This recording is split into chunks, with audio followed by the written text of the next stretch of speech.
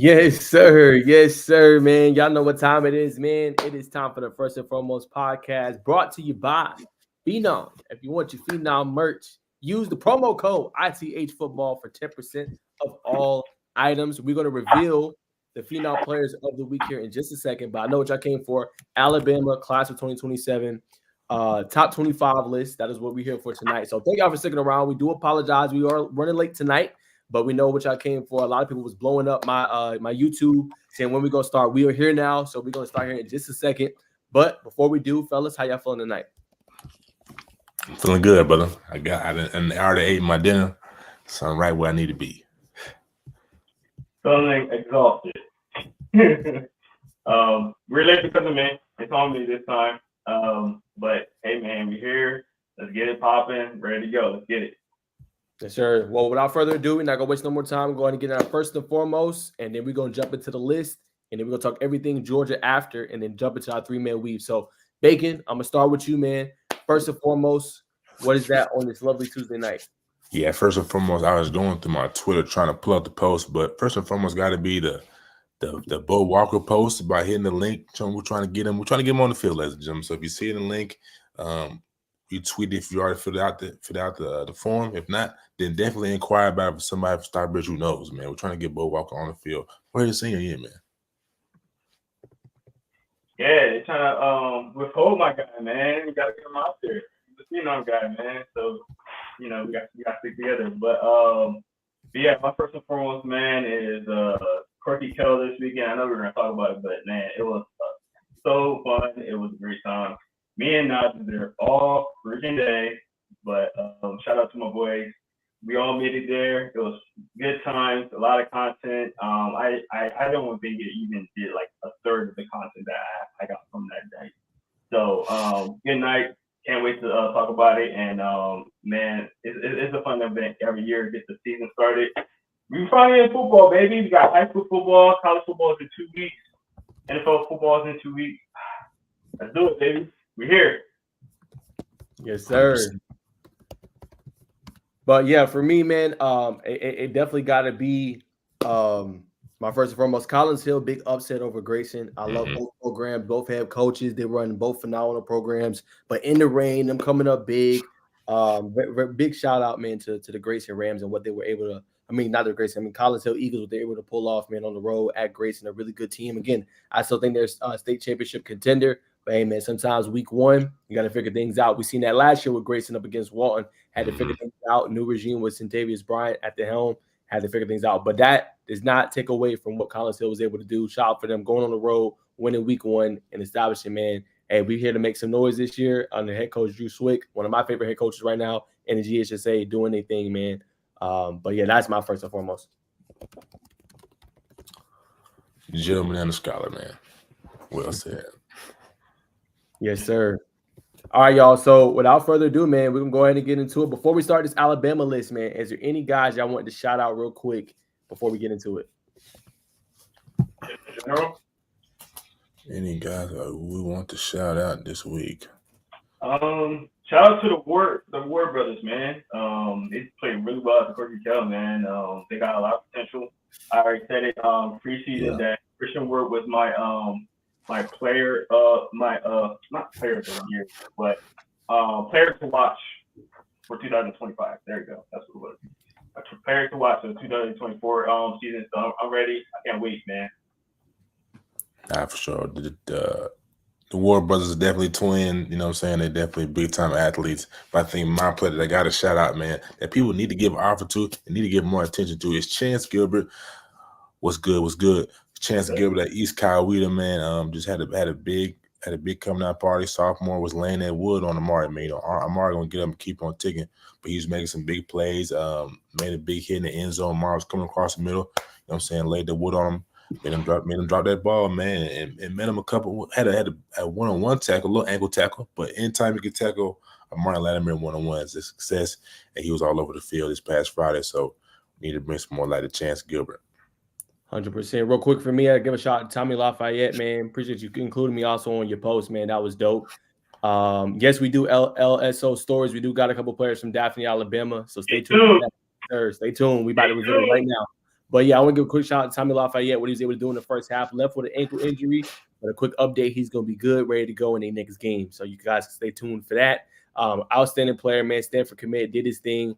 It looked like the MVP, I thought, in that game against McKeeshan before he ended up getting injured, man. So he got a bright future ahead of him and a good season for North Gwinnett. But let's get the people what they came here for, man. Let's go ahead and get into the list. Hot fire. we need a sound effect, man. We need a sound effect. Oh, wait. Hold on. There we go. That's crazy. For real. Good. All right, boys, we're going to get this list going, man. Starting with the honorable mentions. I said very late doing this graphic, so I hope you guys like it. Starting with the honorable mentions. Nice, let's get it. All right, y'all. So here we go, man. So I'm going ahead and start with a kid I like a lot, man, and that is the offensive.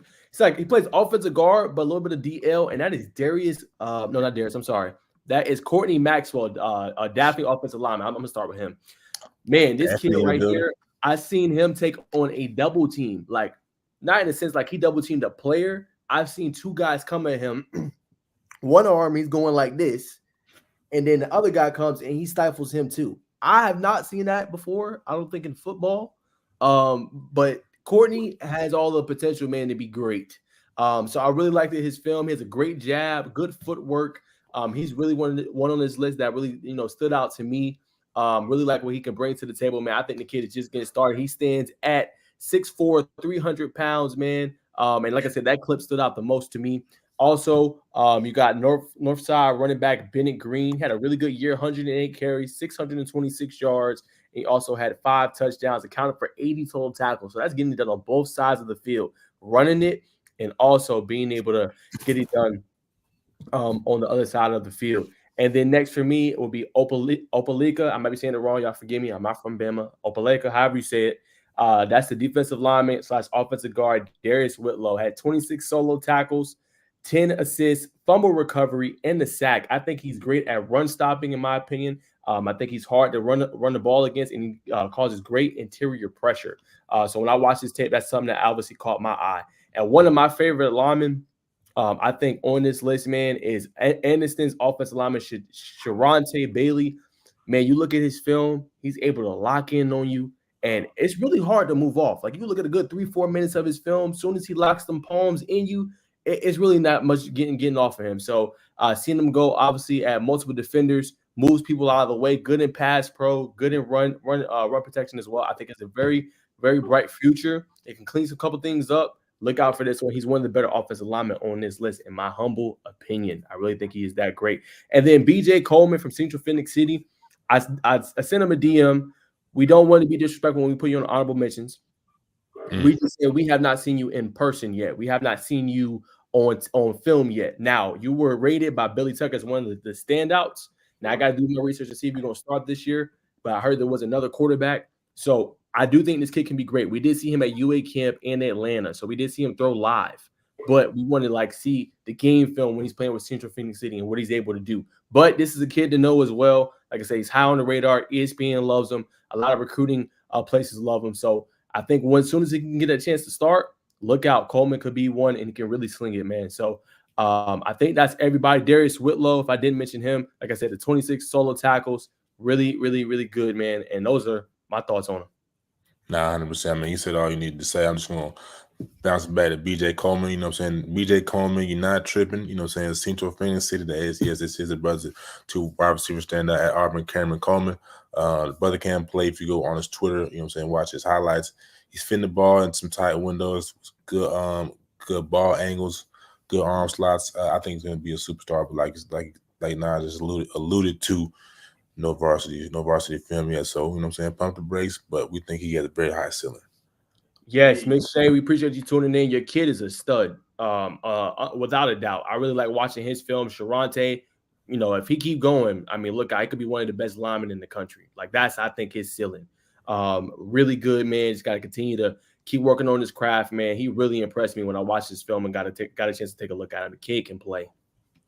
I ain't gonna lie, man. I think pound for pound, man, these Alabama kids, they strike a little more than the Georgia players. I'm just keeping it a buck. I love my Georgia athletes, but these Bama boys, something different down there in the Mississippi, you know. Yes, sir. You got some options on here on our O line, man. Pit these 3 on one O line, you might have a problem, bro. Big dudes, man. I've seen not a lot of film, but I've seen a little film on some of these offensive linemen. Get some options for sure. They got a lot of strength on them for sure. Bennett is a good athlete between, you know, linebacker and running back. I think he's very athletic. You know, I wish I would know what his speed is. I'd love to see him if he can run a little bit faster, but that'd be really very nice to see something like that. Coleman, like you guys said, I didn't see a lot of him. So, and I'm gonna be completely honest, I don't remember him from the UA camp. So, I would love to see more of him. But when I see him on this list, you know, it intrigued me. I would like to see a little bit more from him for sure. 100%, man. That's our honorable mentions. Like I said, we had to put you guys here on this list. We think you guys have a strong potential. But that's our thoughts, man. And these are the guys we want to mention as well that has bright futures, and we'll see how they continue to go in Bama. We will be following Bama a lot more closer this year. We won't be in attendance at all of the games, but I know Bacon's going to go down to Alexander City to go see Benjamin Russell. So you can see another guy on this list, Caleb Spivey. We're not going to reveal where he's at, but he's going to get to see him, and obviously Darian Morgan. So he's going to be in attendance. And I think also inside the hatches, Jerome is going to be at a game this upcoming year as well. So look out for that, man. We're going to try to make a little bit more interest in the Bama State. Great people that cover it, Hall Tech, down south, Dex Preps. I mean, I can keep going and going, man. Yeah. So many great people that cover the state. So we want to get in, man. We think it's a state that's underrated, but has all the talent in the world. 100%. All right, let's get to it. Then 25 to 21. Let's get it. All right, so here we go. So 25 is Christian Ritchie. Had a really good season, 543 yards as a freshman. This is per Max Preps. This is where I'm finding all this information. So I know sometimes Max Preps be a little off, but that's where we got this stat information. So if it is wrong, I do want to apologize to the players, but that's where we got this info from. But I like that he's a strong, powerful runner. Takes a lot to bring him down.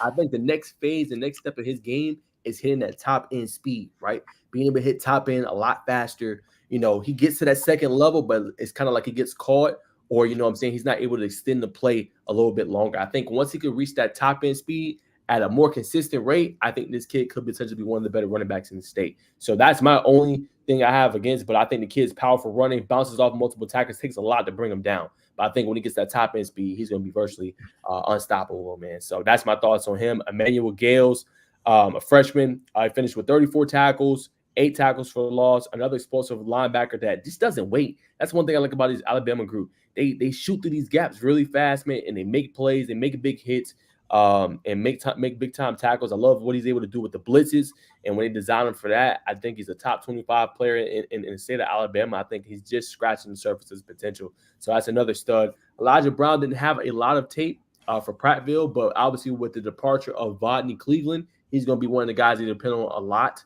I'm pretty sure. So, but he already got 11 offers at the moment. So he's already creating quite a buzz for himself. With the couple clips I was able to see of him, he definitely showed a lot of potential, that he's aggressive. He can fight through different blocks and things like that. Has a really good first step. So those are a couple of things that kind of caught my eye when I looked at Elijah Brown. So definitely, I think as more film kind of comes up, I can give a more in-depth analysis. But I do think he has a good future from the clips that I was able to see and kind of doing a little bit of research on Brown. And then at 22 is Darian Mosley. Didn't play a lot his freshman year, but is a very speedy receiver, man. Can take the top off the defense. Good deep ball threat. Good yak yardage guy as well over the middle of the field. Can break tackles. Good, very technically sound. good route running. I mean, kid has a lot. It's tough to bring down an open space. So same thing. I think a kid that's just kind of scratching the surface of what he can be for Thompson. And, Thompson's a really good team, and they're going to play Grayson this upcoming week. So maybe we'll see a little bit more. And then last but not least, for I throw it to Bacon, Ladarian Miller had a great freshman year, 726 yards rushing, 6 touchdowns, just dynamic in the open field. Can get to the next level quickly. And what I like the most, he cuts on the dime. Like I remember LaShawn McCoy. I'm not saying he's him, but reminds me just a smidge, like just cutting on the dime and getting upfield pretty quickly. I feel like he has all the tools, and his cutting ability is next level. So that's something that stood out to me. But I throw it to Bacon. Yeah. Go ahead, Jay. No, I'm just saying, watch how you utter that name, sir. You know what team I like. I'm dead. Nah, 100%, man. Starting Christian Ritchie, very good back. His speed, his breakaway speed, really what we gave running backs by when they make that cut and they get that separation. Can they extend that play to a touchdown? And that to me is his only question mark. Real good, powerful back. Same thing with Ladarian Miller. Elijah Brown was another player, you know what I'm saying? I was like, man, you gotta be right here, man. Especially lining up right next to Bodney Cleveland, you know what I'm saying? Prattville. That's just two dynamic defensive linemen. Would have liked to see more of him as well. But that's one thing about these Alabama athletes. Got quick first steps. I know they got some high level trainers. Shout out to Gas Crew. Definitely shout out to Coach L. Open up the doors for us. But they're trainers, man. They're just super detailed, man. I think that's really helps out that state, especially around the Birmingham area. And Darian Mosley. Anytime you can catch the ball, you know what I'm saying, possibly turning, like I said, the speed turning into 60, 70-yard house call with the rack ability. It's just different. Man with Gates. Sample size, but as a freshman to get in and come and get 34 tackles and already have, is 11 offers you said? 11 offers. 11 offers. What I seen.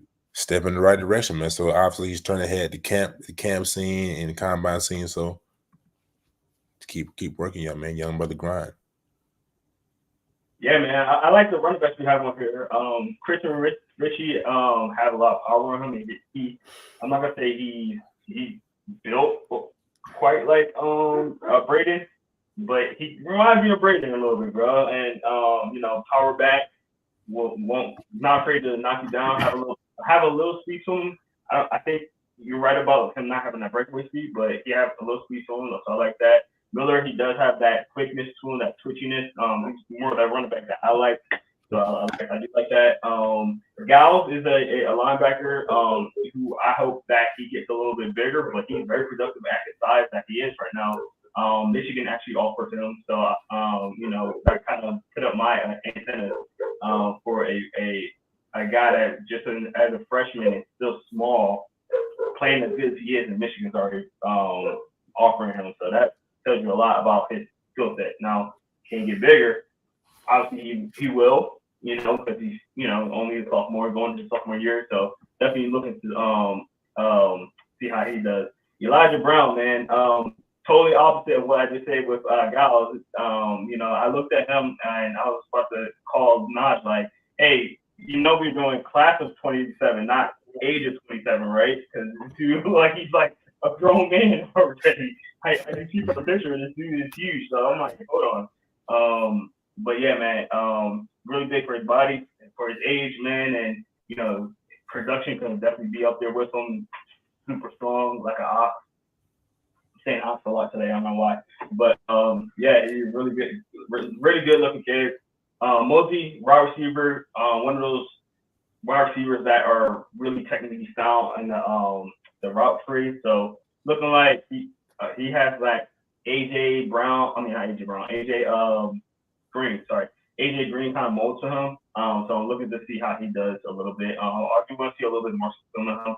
Again, a lot of these guys I haven't seen a ton of film, just kind of touched on it, while I was doing the graphics and looking up their profiles, kind of looking into them. So I like him though. He looks cool. Certainly. Well, guys, that's our thought. That's 25 to 21. If you don't know, Christian Ritchie, 25. Emmanuel Gales, 24. Elijah Brown, 23. Darian Mosley, 22. And Ladarian Miller, 21. Go ahead, Bacon. I believe mostly plays basketball at Thompson, if I'm not mistaken. Really? think you think you could be right on that. Yeah. I think you might be right too. I think I've seen that. I could be wrong. Yeah. That's what I said after you said the AJ Green comparison. Brothers a hooper. Yeah. Yes. There you go.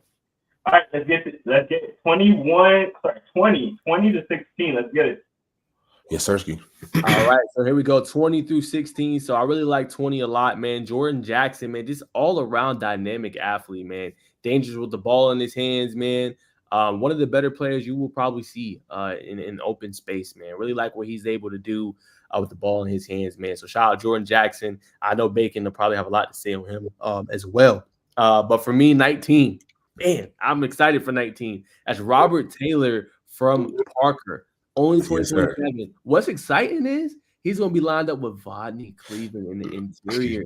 So I can't wait to see what this tandem can do this year, man. Very, very scary hours for those opposing offenses. Almost remind us in state of like a LaDamian Guyton, who was number 1 on 3, and also Elijah Griffin. Just a dynamic tandem that's tough to stop. And the crazy thing is they're going to play for another 2 years together. You know, especially if they stay at the same school.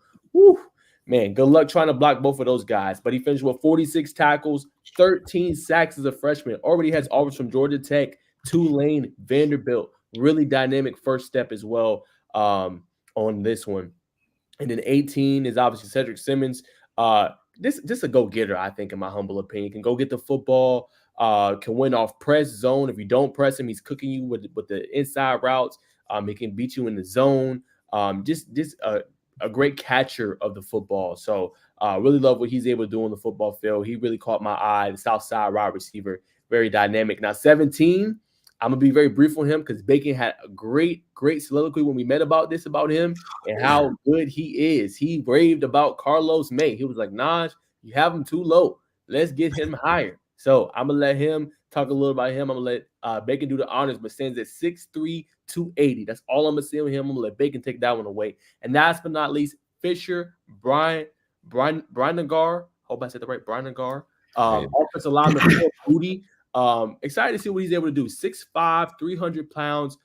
Played, I believe, in Kentucky the prior year when I seen his film. That's what they had under him for huddle. Then making the move to Bama. They use him all over the field, guard, tackle, and much more. So I like his versatility. Sometimes you can't see linemen be able to do that and be effective as he's been. And he's shown the ability to be an anchor on offensive line. So when you have that and you're moody and you have a guy that you can move all over the field and he can still be effective and not give up anything against opposing defenders, you really like how you feel. Good footwork, good speed off the ball. We're going to face a lot of speedy edge rushers in the future. So that's going to be very, very important for him. But I think he opens up a lot of lanes in the run game.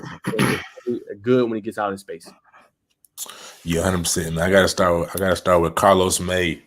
Similar to what you said about the defensive, the offensive lineman.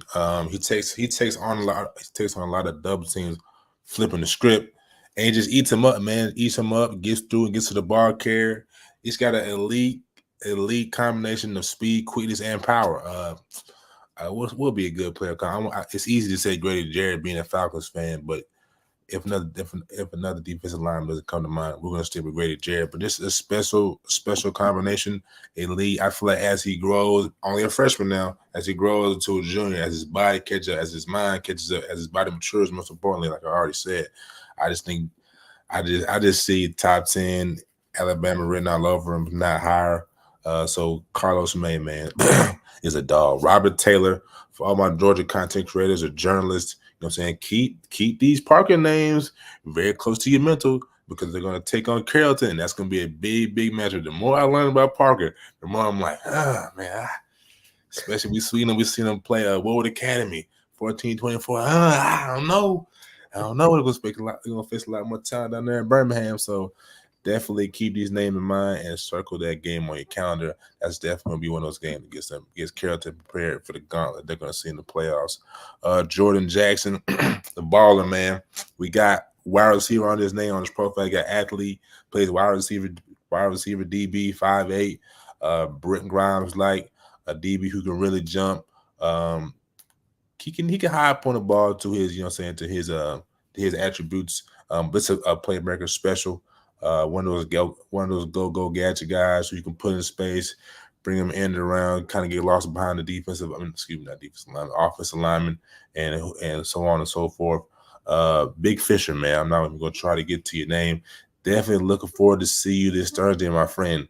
You know what I'm saying? I've seen a lot of good things on the film. I've seen a lot of good remarks about you.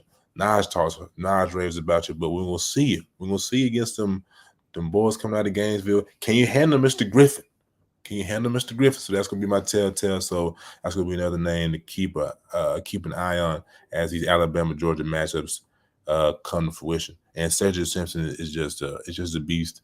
Like an X receiver, high point, go get you a ball, go get you a 50-50 ball. So these are definitely some names to keep some eye on, man.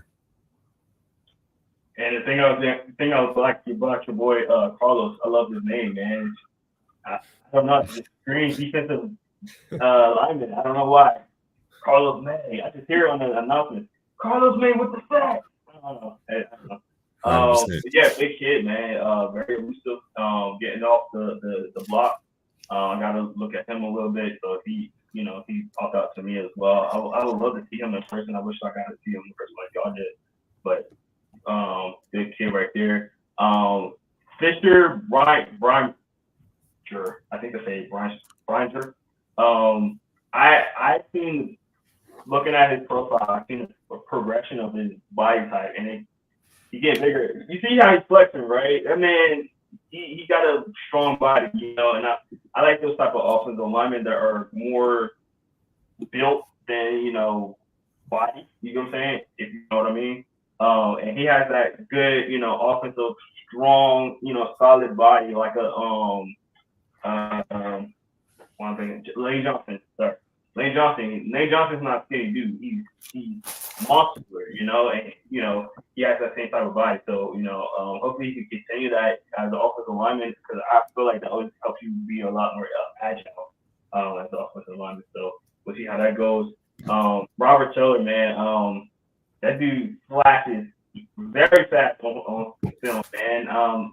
Again, I only looked at it a little bit, but I was like, oh man, this guy keeps getting on the field. I actually, when I looked at the tape, I thought they were gonna have him a little bit higher, to be honest. But yeah, showed a lot flashes, speed to him, so I like that. The receivers, not too sure about them, to be honest.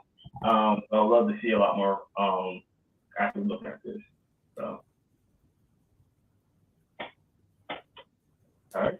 Let's get to our next one. 15 through 11. Let's get it. Let's do it. All right. So 15. Another guy that Bacon was very high on is Jatori Williams. So he's going to have good intel on him. Obviously plays a little bit of defensive line. Stands at 6'5", 302. Massive man, can eat up a lot of space.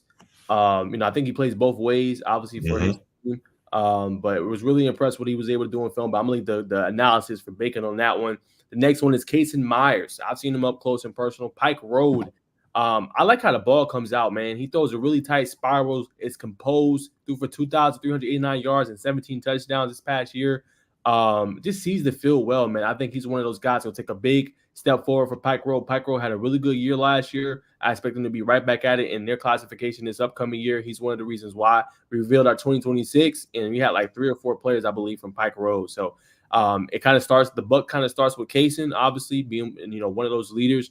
And this year, obviously, I think he took his lump last year, still had a really good year. Now, obviously, this is going to be the year he takes that big step forward, being a sophomore. So I can't wait to see what he's able to do. And then at 13, Donovan Verges, really liked him last year. A team high 92 tackles, 9 tackles for loss, and he had some sacks in there as well. Was very impressive. Had just a nose for the football, really good instincts, pursues well, plays a little bit of running back as well. So kind of those versatile type players, showing the ability to cover well. And the thing that stands out the most about him is a great open field tackler. You can leave him one-on-one with a running back receiver, and 9 times out of 10, he's going to make the play. So really like what his game can present and what he's able to do. And then at 12, Judson Harris played for Gulf Shores, led them to 15-0 record. Now I know a lot of people aren't going to be very impressed with the numbers. 1,091 yards, 7 touchdowns, but I got to remember, he's a true freshman. A lot of times when you bring a true freshman and they start, the coach, they have the playbook, but they don't open up everything, I feel like. You know what I'm saying? They want him to process everything that they're throwing at him. So not saying that he couldn't pick things up, but we got to remember, like, he probably leaned a lot on the rushing attack the last year, or some of the other players. But now Justin has experience. He's led them to a state championship. So he's going to come back with, I think, even better this year. Gulf Shores is going to be another team to watch with him at the helm. And I think he has a really, really bright future. A good zip on the football as well, and is very accurate.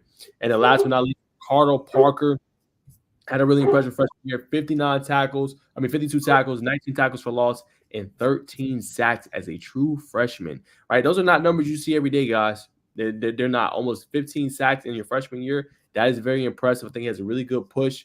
He uses his hands well. I think he has a really good ceiling, man, and I think he's just getting started. He's going to continue to get better and better and better as he goes along, man. So that's another kid to watch, but that is 15 through 11. I throw it to Bacon for Jatori.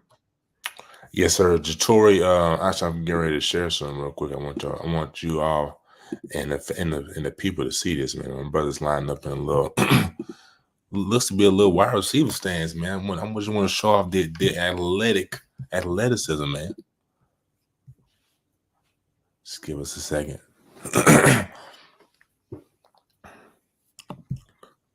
I probably got too much going on. Oh, there we go. There. See, brother, you know what I'm saying? Lined up. You see that bend? That's elite right there. But nonetheless, all jokes aside, man. You line up at right guard, I believe, and and defensive line. Standing at 6'5", 320. Another gym that's at Central High School, Phoenix City. I think whenever an athlete plays either wide receiver, DB, especially on the offensive line in the trenches, especially guard and defensive line, there's certain things you're gonna know. We learn how the body moves, especially at that age. When you're seeing it from both perspectives, you have a deeper perspective of how both positions work. Similar to other defensive linemen, quick first steps, so you know that's going to help as a guard, being able to get his hands inside. I just really like this film, kind of a body masher, if you want to look at it from that perspective. Moving on to Casey Myers, I really liked him, man. I saw his tape. Gets out, can throw on the run, makes any throw you want to, goes through his progressions. He could be higher if he was in other states, but this Alabama is really putting out some elite quarterbacks. So definitely, I enjoy watching this film, man. I think it's going to be some on a high school level and the next level. We're going to skip to Judson Harris. Similar thing. Naj pretty much said it, man. Freshman, don't have the stats, but to lead his team to a state championship his first year, it's got to be respected. Everybody doesn't do that. You know what I'm saying? To be that poised, to come in as an 8th grader, dissect and understand the playbook to a certain degree, you make accurate reads. That's something that has to be marveled about. Ricardo Parker. This is dog, man. Real physical, quick, speed rushers. He's got some power, but I really like him at the speed rush. Wouldn't mind seeing him stand up a little bit, to be honest. Mr. Verges, I didn't do my homework on you, brother, but I'm sure you a dog. But this is our 15 to 11 list. I'll pass it to Mr. J. Yeah, man. The D line men in this class are deep. As I see, got a lot of good ones, man. I would love to see a lot more on them. I've grown to have a understanding and likeness for the D linemen, being a DB myself, to help us out. So, you know, I find myself, you know, gravitate to them a little bit more than other positions recently. But Burgess, again, I haven't watched a lot of tape on him, so I would love to see that. These quarterbacks, man, got some dogs in his quarterback, and spoiler alert, we got some more quarterbacks on his list, which tells you that there's a lot of freshman quarterbacks coming in and looking very impressive, which tells you a lot about this class, man. And, you know, there's going to be some fireworks with some of these quarterbacks when they become juniors and seniors, man. I'm excited. I can't wait to see it, man. 100%. So, y'all, that's 15 through 11. Before we move on, Jatori Williams, Casey Myers for Pike Road, Donovan Verges, Judson Harris from Gulf Shores, and then Ricardo Parker. If you ain't before we transition, man, if you've been watching, why ain't you subscribe? Why ain't you hitting that like button, man? You've been here long enough to and take that link that you got Send it to your cousin, your auntie, your mama, your other boo thing that's down the street, man. Send it to your brother too, man. Send it to your coworkers, man, because they want to be informed just like you. You know what I'm saying? We can move on. But give them some time. Give them some time to hit that link and hit that like button first. I'll wait. Love the promo right there, brother. Good job, man. But without further ado, man, we're gonna reveal 10 through 6. 10 through 6, let's do it. Almost done.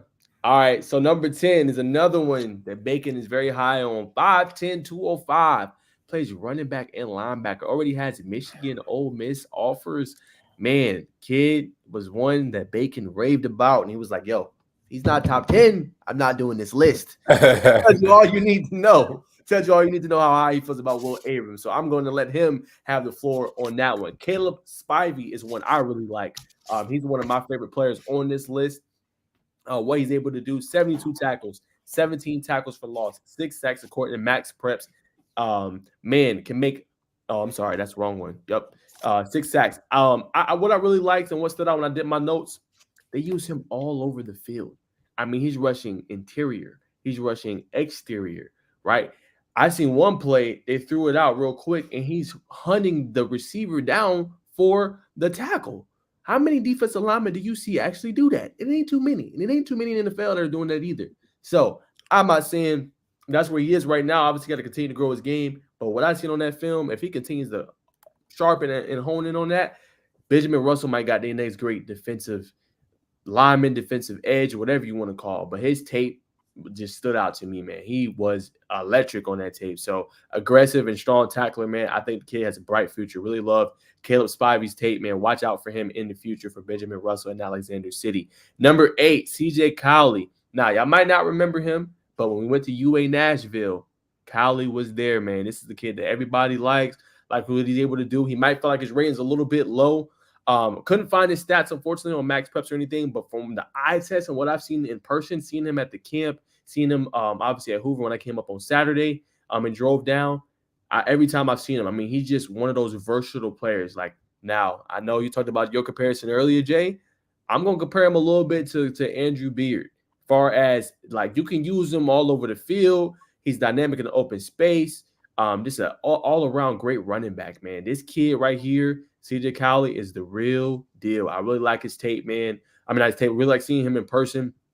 I really like what he can bring to the football field, man. I think he's just getting started, has really good speed and athleticism, can hit that top-end speed as well. Cowley is going to be one to remember. Sorry if I'm butchering that. I'll just say CJ. CJ is going to be one to remember. And then 7, St. Michael's Catholic. This is one down south has been very high on. Mm-hmm. Now, he told us he think he's the best quarterback on this list. So we do have one more quarterback after that. But I tell you what, man, to do what he did his freshman year. Now, they didn't have the best year. They were 6-5, but again, that's not all his fault. But this is Phillip Rivers' son. If y'all don't know Phillip Rivers, he's the NFL veteran, played for the Chargers, played for the Colts, had a really great career. And what stands out on tape about Gunnar Rivers, he's throwing at them different side angles, man. And he almost plays a little bit like his pops. Just like his pops. So, like, I mean, I think he's just getting started. I mean, freshman year, I'm going to just read the stats for y'all. 3,077 yards, 29 touchdowns on 63% completion percentage, and he averaged 280 yards a game. His best game came against Handley. Now, it's not his fault. His defense gave up a lot of points, over 60 points in that loss. He had his highest yards thrown in his career, already as a freshman. Some guys never eclipsed this in varsity. 516 yards. No, that's not an error. I'll say it one more time. 516 yards and 3 touchdowns. Hey, you're not going to hear about too many stat lines like that. There's one other quarterback, obviously, here in Georgia. We've heard that stat line before, but you ain't going to see too many of those in the country. So shout out to Gunner. He's coming. 2 for 7. He has him as the best quarterback in Bama. But it remains to be seen. Now, number 6, Ellis McGaskin. That film. Oh, my Lord. Woo. Man, I had to tell Bacon, I was like, man, 6 is too low for him. Like, I know we got the other ones. I'm like, man, this is the top 5 player, man. He's top 4, top 3 for me. Like, man, this kid right here, man, he's something special, man. Obviously, like I said, this is a consensus rating, so it's all 3 of us together, man. But McGaskin, freshman year, 142 tackles, right? 13 tackles for loss, multiple sacks, forced 2 fumbles and 2 blocked punts. You talk about an athlete. This is a straight athlete right here. I think should be a top 5 player. Shoots the gap, explodes through, is a hard hitter. Also used on offense, scoring multiple touchdowns. Man, his tape, second to none. All around great dynamic athlete. And I'm going to go out on the record and say it. I hope he's watching. Best athlete, best all-around athlete, or one of the best all-around athletes in the 2027 class in the country. Wow. Straight like that. And I think Will Abrams ain't too hard behind them. Hey, Will! That's his Twitter name. The brother's dynamic, running back, linebacker, just a freak athlete, man. These Alabama linebackers are next level. I'm not lying to you. Yes. You need to tap into Will Abrams and Ellis McGaskey. I think everybody on this list is Sunday bound, to be honest.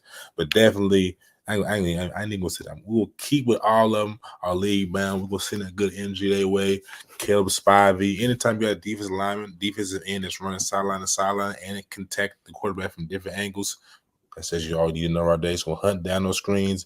He's gonna be on his toes, and he's gonna be on. You know what I'm saying? And he's gonna lean, go get the quarterback. CJ Cowley. Excuse me. Dynamic back, mix of speed and quickness. I'm not sure if he can catch the ball in the backfield, but you know that's a that just will come with the game these days. Gunnar Rivers, I'm not gonna lie, me and Naj kind of split here. I think Gunner's better than Trent Seaborn, man. The brothers come from different sidearm angles. Freshman throwing the ball 3K yards in one season. He played a decent game against Jackson, who's favored to win in 4A this year for Alabama. I like Gunner, man. And then Ellis McGaskey, man. You know what I'm saying? I'm just going to tell you to go watch the film. Simple and plain. Yeah, man. Another good group here. Will Abrams, man. I see why you guys gassed about him because I was the same way when I looked at him, man. Very athletic, fast. I don't know if you said this, but his vision to the ball is crazy. Like he's always around the ball. Like I always see him around the ball. So I want to see that. I like to see him, play a little bit more. But man, as a freshman, doing what he does, and this is for both of those linebackers. They're some big freshmen. I mean, they're in the sophomore season now. But looking at the freshman tape, it's like tag, and they're only gonna get bigger. So I like these guys. Wrote a lot of abilities to them. Got to play early, obviously because of great size and good speed, vision. So that's really good. TJ, my guy, can I borrow some abs? Can I borrow some abs? That's what I'm gonna say. Can I borrow some abs? I don't remember him from Nashville, but I did look at a little bit of tape. I see what you're saying, Naj. I really do. So I definitely want to pay a little bit more attention to them. It's funny with Gunner, man. I was actually gonna say that's such a great name, but it makes sense if your dad's the quarterback for the Chargers and the Colts. Phillip Rivers is one of my favorite quarterbacks. And mainly because he was a winner. He didn't win a Super Bowl, but his stats, are incredible. Winning percentage is really good. But the main thing I like about him, he played the quarterback position his way. Back in the day where you had to throw like this and you had to have the perfect mechanics. He never had perfect mechanics. They didn't care. They're like, I don't care. We're gonna put him out there, let him do his thing. They allowed him to keep his mechanics.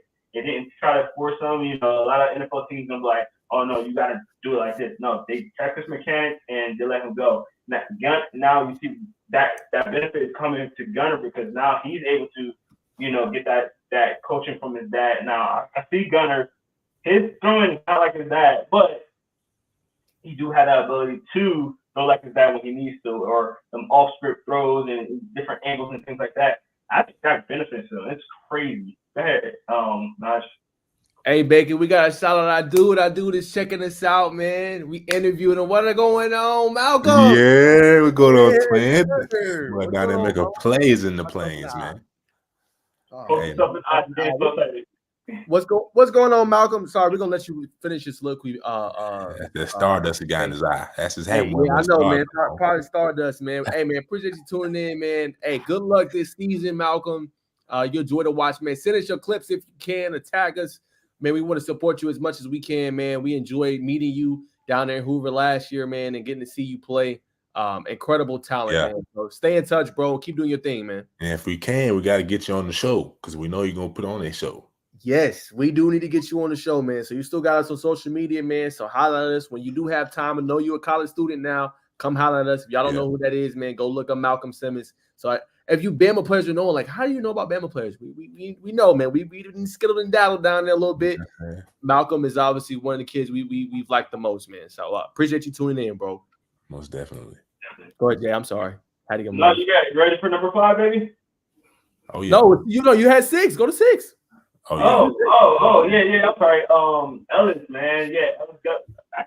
I talked about them before, but I was trying to group them together in a sense, but both very fast, essential linebackers. I can see why Naj that you have him real high. He gives me, I don't want to say it. Yeah, go ahead and say it, brother. A little bit of Patrick Willis.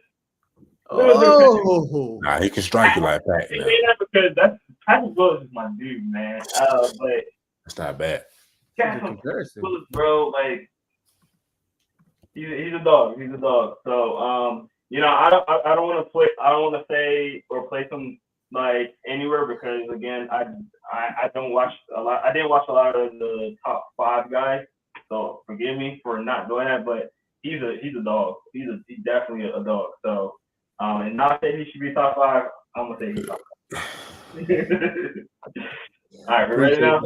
Yes, sir. Yes, sir. All right, so as you guys already know for our list, we like to do the top 5 individually. So we're gonna go to our number 5 guy. Let's do it. All right. So number 5 is Cam Pritchett of Thompson. Another great player, defensive lineman, finished with 40 tackles, 6 sacks, 4 tackles for loss, according to Max Preps again. So don't fault us for the stats. That's where we get them from. What I like, man, he makes a lot of plays, right? He really uses his athleticism to his advantage to make plays in the backfield. I think he has strong potential. I think continue to clean up some things, continue to be a little bit more technical with some of the things that he does. And the sky's the limit for this kid. Really enjoyed his tape and how he was able to shut down different things in the run game and how he's able to contain the edge. Cam Pritchett, I think, just getting started, expected to have a big season this year for Thompson, man. Really enjoyed watching him. Yeah, for sure. Cam Pritchett is one of those guys, man, who's really who's really affecting the game, really all talent. To be a freshman and to say that says it all that you need to say. But as his body matures, as things kind of slow down for him mentally, I think he's going to be one of those guys as a potential Sunday player too. That was going to be a monster in college. Just look at his frame. Let me pull up his measurables real quick. Go to his Twitter profile. 6'3", 230. Also a dual sport athlete, playing basketball and football at Thompson. Just athlete, man. Another name to remember. 100%. Big player, man. He's getting some looks from FSU right now. I think he got offered by Michigan. So I think you're right. Yeah, Penn State, South Carolina. So man, he got some big offers already. Again, these are guys just coming off their freshman year. So that tells you a lot about the top 5 class. They're getting big offers. They're getting noticed already for good reason. He looks the part, and man, explode off that defensive line really fast, man. So he's hard to he's a handful to handle. He's definitely a handful to handle. He definitely gives me Michigan vibes. I'm not gonna lie. How we kind of are linemen, yeah, he definitely he got the motor. I think that's what it is because yeah, he's got a motor. Guys that have motors, he has to have that motor. So. Nice facts. And all right, ready for number 4? Yes, sir. Number 4.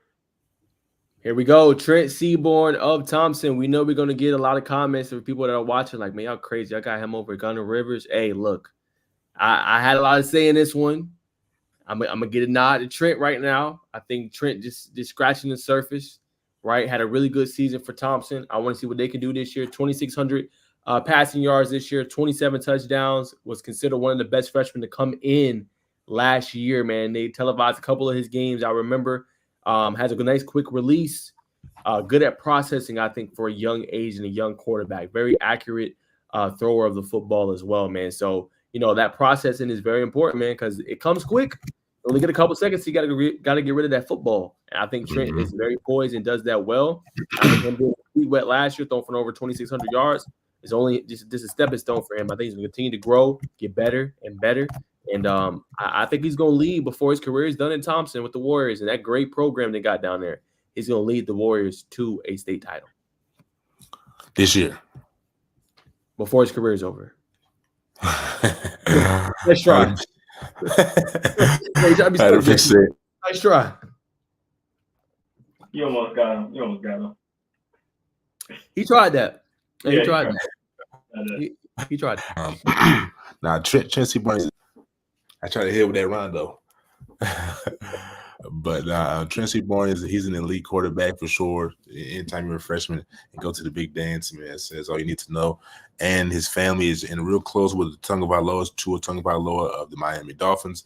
So what I'm saying, he comes from a different cloth. I'll say that. But this special man is gonna. We've seen him at the Hoover 7-on-7. It's got a good deep ball for sure.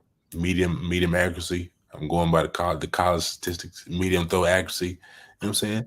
Subpar. I'm just playing. Nah, it's everything about Trent Seaborn is exceptional. And another quarterback who I'll be watching when he gets in that junior year. You know what I'm saying? Things catch up. But that's really when I like the great quarterbacks. But right now, I'm putting Gunnar Rivers at the 4th spot. That's 100. Go ahead, Jake. No, I'm sorry. I hate to keep agreeing with him, but Trent Seaborn, out of everybody on his list, he's the one that I've slightly been aware of since he was in 6th grade. Dead serious. He's the only one that I've been had. So the kid was on my radar, and I think somebody posted about him, and I thought he was a Georgia guy, and I wound up seeing, he's an Alabama guy, so I didn't fully invest in him, but I heard his name, and then when I did my research on him, I was like, oh, I did hear about this kid before. Somebody trying to take me on the game about him. Yeah, man, Trent Seaborn, I think he's a great athlete, a good player. Accuracy is his thing, man. It's accuracy, strong arm, poise in the pocket, stands tall up there, doesn't get weary of the blitz, and if he does, he can step in and out of the pocket. And I think that's always the biggest thing with quarterbacks that are young. You don't see them step in and out of the pocket though. That great. He does it really well. So he already got that tool to him. Wait till you get more experience. Oh my goodness. Woo! He gonna nick a dang for his 100%. So I also add on. He was also the Max Preps National Player of the Year for the freshman. 25,000 yards, 27 touchdowns, and like I said, led his team to a title game against Central Phoenix where they met their demise. But South Carolina's already in the bid, like many other schools. You know what I'm saying? Tough. All right, let's get to number 3, guys. Number 3, Jabarius Garor, man. Edge. I might be butchering the last name, so I'm just gonna say Jabarius. So, man, you for real when you're already committed to Alabama and you haven't even played your sophomore season. Hey, that goes without saying. That goes to show how elite this kid is. Has good bend, good torque off the edge, man. Disruptive. The kid is a stud, man. I absolutely love the tape that I was able to see of him. Think he's just getting started.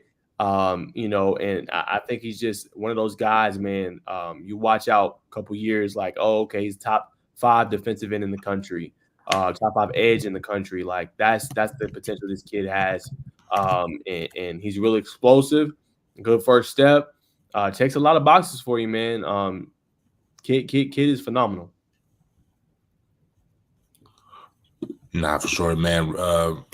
Jabbar is a freak athlete. What I feel like separates him is what makes him elite. What makes him the caliber player he is his when he's sitting up outside, he just leaps so far outside. It just makes it impossible for an average offensive tackle to contain him. You got to be at least 6'5" or up to really have a chance at blocking him when he goes to the outside. I think that makes him elite. His first step also is quick. In 3-game sample size, he had 4 tackles for loss and 3 sacks. I mean, that says it all you need. That says everything you need to know right there. And before I pass it to Jay, man, all the Alabama fans in the chat that's watching, they need to be like Uncle Willie, man. Let me know when you got me up, Jay. I'm gonna turn my sound on. I don't give a piss about nothing but the Tide. The Tide's gonna win. You gotta hit the ball down, bam, knock it over the fence, bam. Just like that. Roll Tide Willie. Shout out Uncle Willie, man. Crazy. Yeah, man. Bacon. I'm glad that you talked about the him coming off the edge, because he's playing wide 9. Like, I don't see high school teams do wide 9. I don't think there's a reason why a high school team is doing wide 9. Wide 9 is usually in some college teams, some NFL teams. Even in the NFL, is a rare position. And if you guys don't know what wide 9 is, it's just when you have your ends a lot wider to come in faster if they have a lot of speed. So that tells you what type of player he is, because he's able to get over and come in with the speed. So speed to power, really good. Come off the edge, and his bend is insane, which again you have to have for a wide 9. So I'm not surprised that Alabama recruited him, man. You know, keep him in state, play him. I know Alabama plays a multiple defense, I believe, so he'll definitely fit in there. This kid is athletic. I love it. Facts. Definitely. All right, ready for number 2? Let's do it. All right, number 2.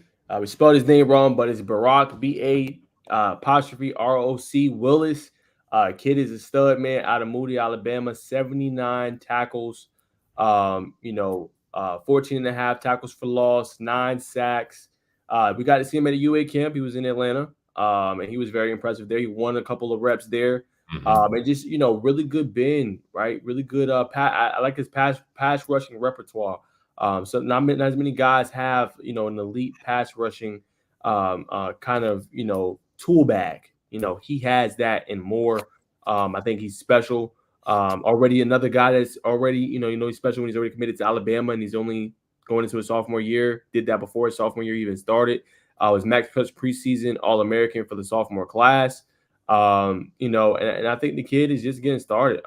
Like I said, I like how disruptive he is, and he's not just looking to get the sack. Rock wants the turnover. He wants to force a big play. He wants to get the ball back to his offense.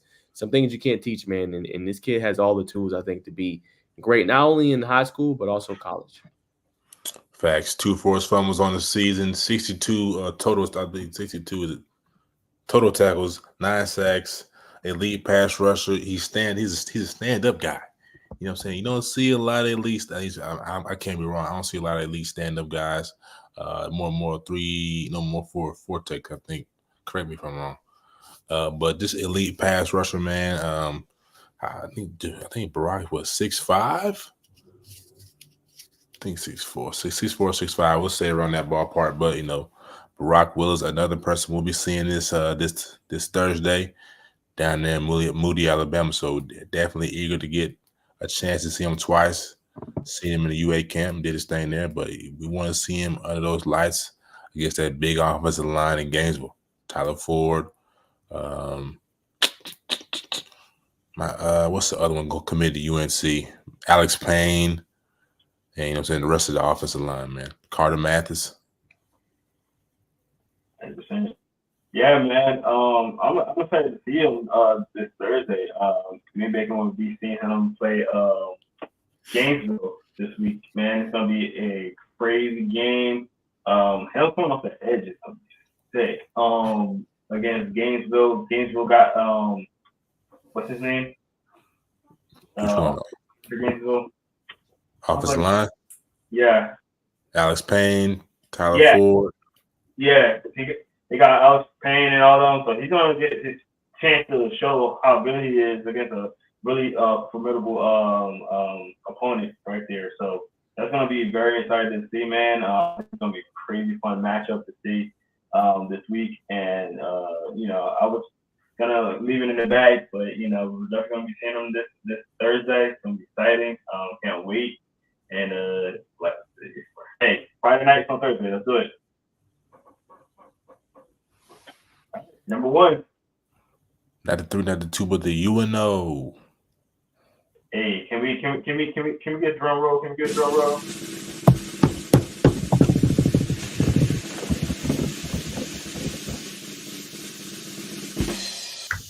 Oh, dude, that had to be the longest drum roll ever. Jesus Christ! I'm like, when is it gonna end? Sorry. All right, number one, boys. All right, there it is. Xavier Crowell. I'll have to do some research to see if he's related to Isaiah Crowell. We'll have more on that later. I don't want to say that on air, and that's not true. So we will do our research on that. But he was named by Billy Tucker. If you guys don't know, he's very responsible for all the camps that UA has, Under Armour has in the offseason. He does a really great job with them. He listed him as one of the top underclassmen in the country. So the kid's a stud. Obviously plays with Landon Duckworth. Had a great year for Jackson. They're the favorite this year. Rushed for 1,737 yards and 25 touchdowns. I think he's a top 2, top 3 player overall in the country. That's how elite he is. He runs over people. He's dynamic. He can cut on the dime. He can block and pass protect on the outside. Just somebody you get the ball to, man, and he's going to make a play. He's likely going to score a touchdown, or he's going to make a big play to turn it around for you, man. You don't see many like Xavier Crowell, and he's one of the best players, regardless, I think, of classification in the country. If I had to rate him, with 25 being there, 26, 27, I give him a top 20 ranking. That's how special he is. Out of all the backs, 25, 26. I'm talking about country, regardless of not even just back. I'm talking about player in general. Nah, he's elite. He's elite. Young man, if you're watching, we see a lot of dynamic. I've seen a lot of dynamic backs in my day, brother. Yeah, I'm not old. But take care of your body, man. We see a lot of like Todd Gurley, a lot of athletic, dynamic running backs that are similar to you, man. You know what I'm saying? They even when they get in college, they take some hits. So just try to take care of your body as much as you can. Utilize the sideline, man. Stretch twice a day. Get you an hour in, stretch, man. Go to your chiropractor, man. Do everything right. Put the right things in your body, my friend, because you are definitely a dynamic athlete. 10 out of 12 games last year, the brother rushed for over 100 yards. I'm not even on my right side. I'm talking about the stats. Runs for your brother 10-7 on a 100-yard dash. Runs with a low pad level, great balance. He can run you over and take the ball to the crib, man. So, like I said, this is a very dynamic athlete. Naj alluded to his stats, man. That's really all you needed to hear. Number one player in Alabama. Not many times do you see that from a running back. So, yeah, really, really athletic running back, man. 2 days ago, just got an offer from Michigan, so.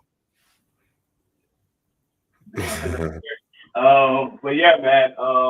You know how Michigan like their running backs, and they try to get a certain type, and I think he got that type, man. That quickness, the speed, the balance, and I think that's the biggest attribute that Michigan likes with their running backs is that balance, having that balance. So that first contact, you're not always going down. You can bounce off of it, or put your hand down and keep going. He's that type of guy, very athletic.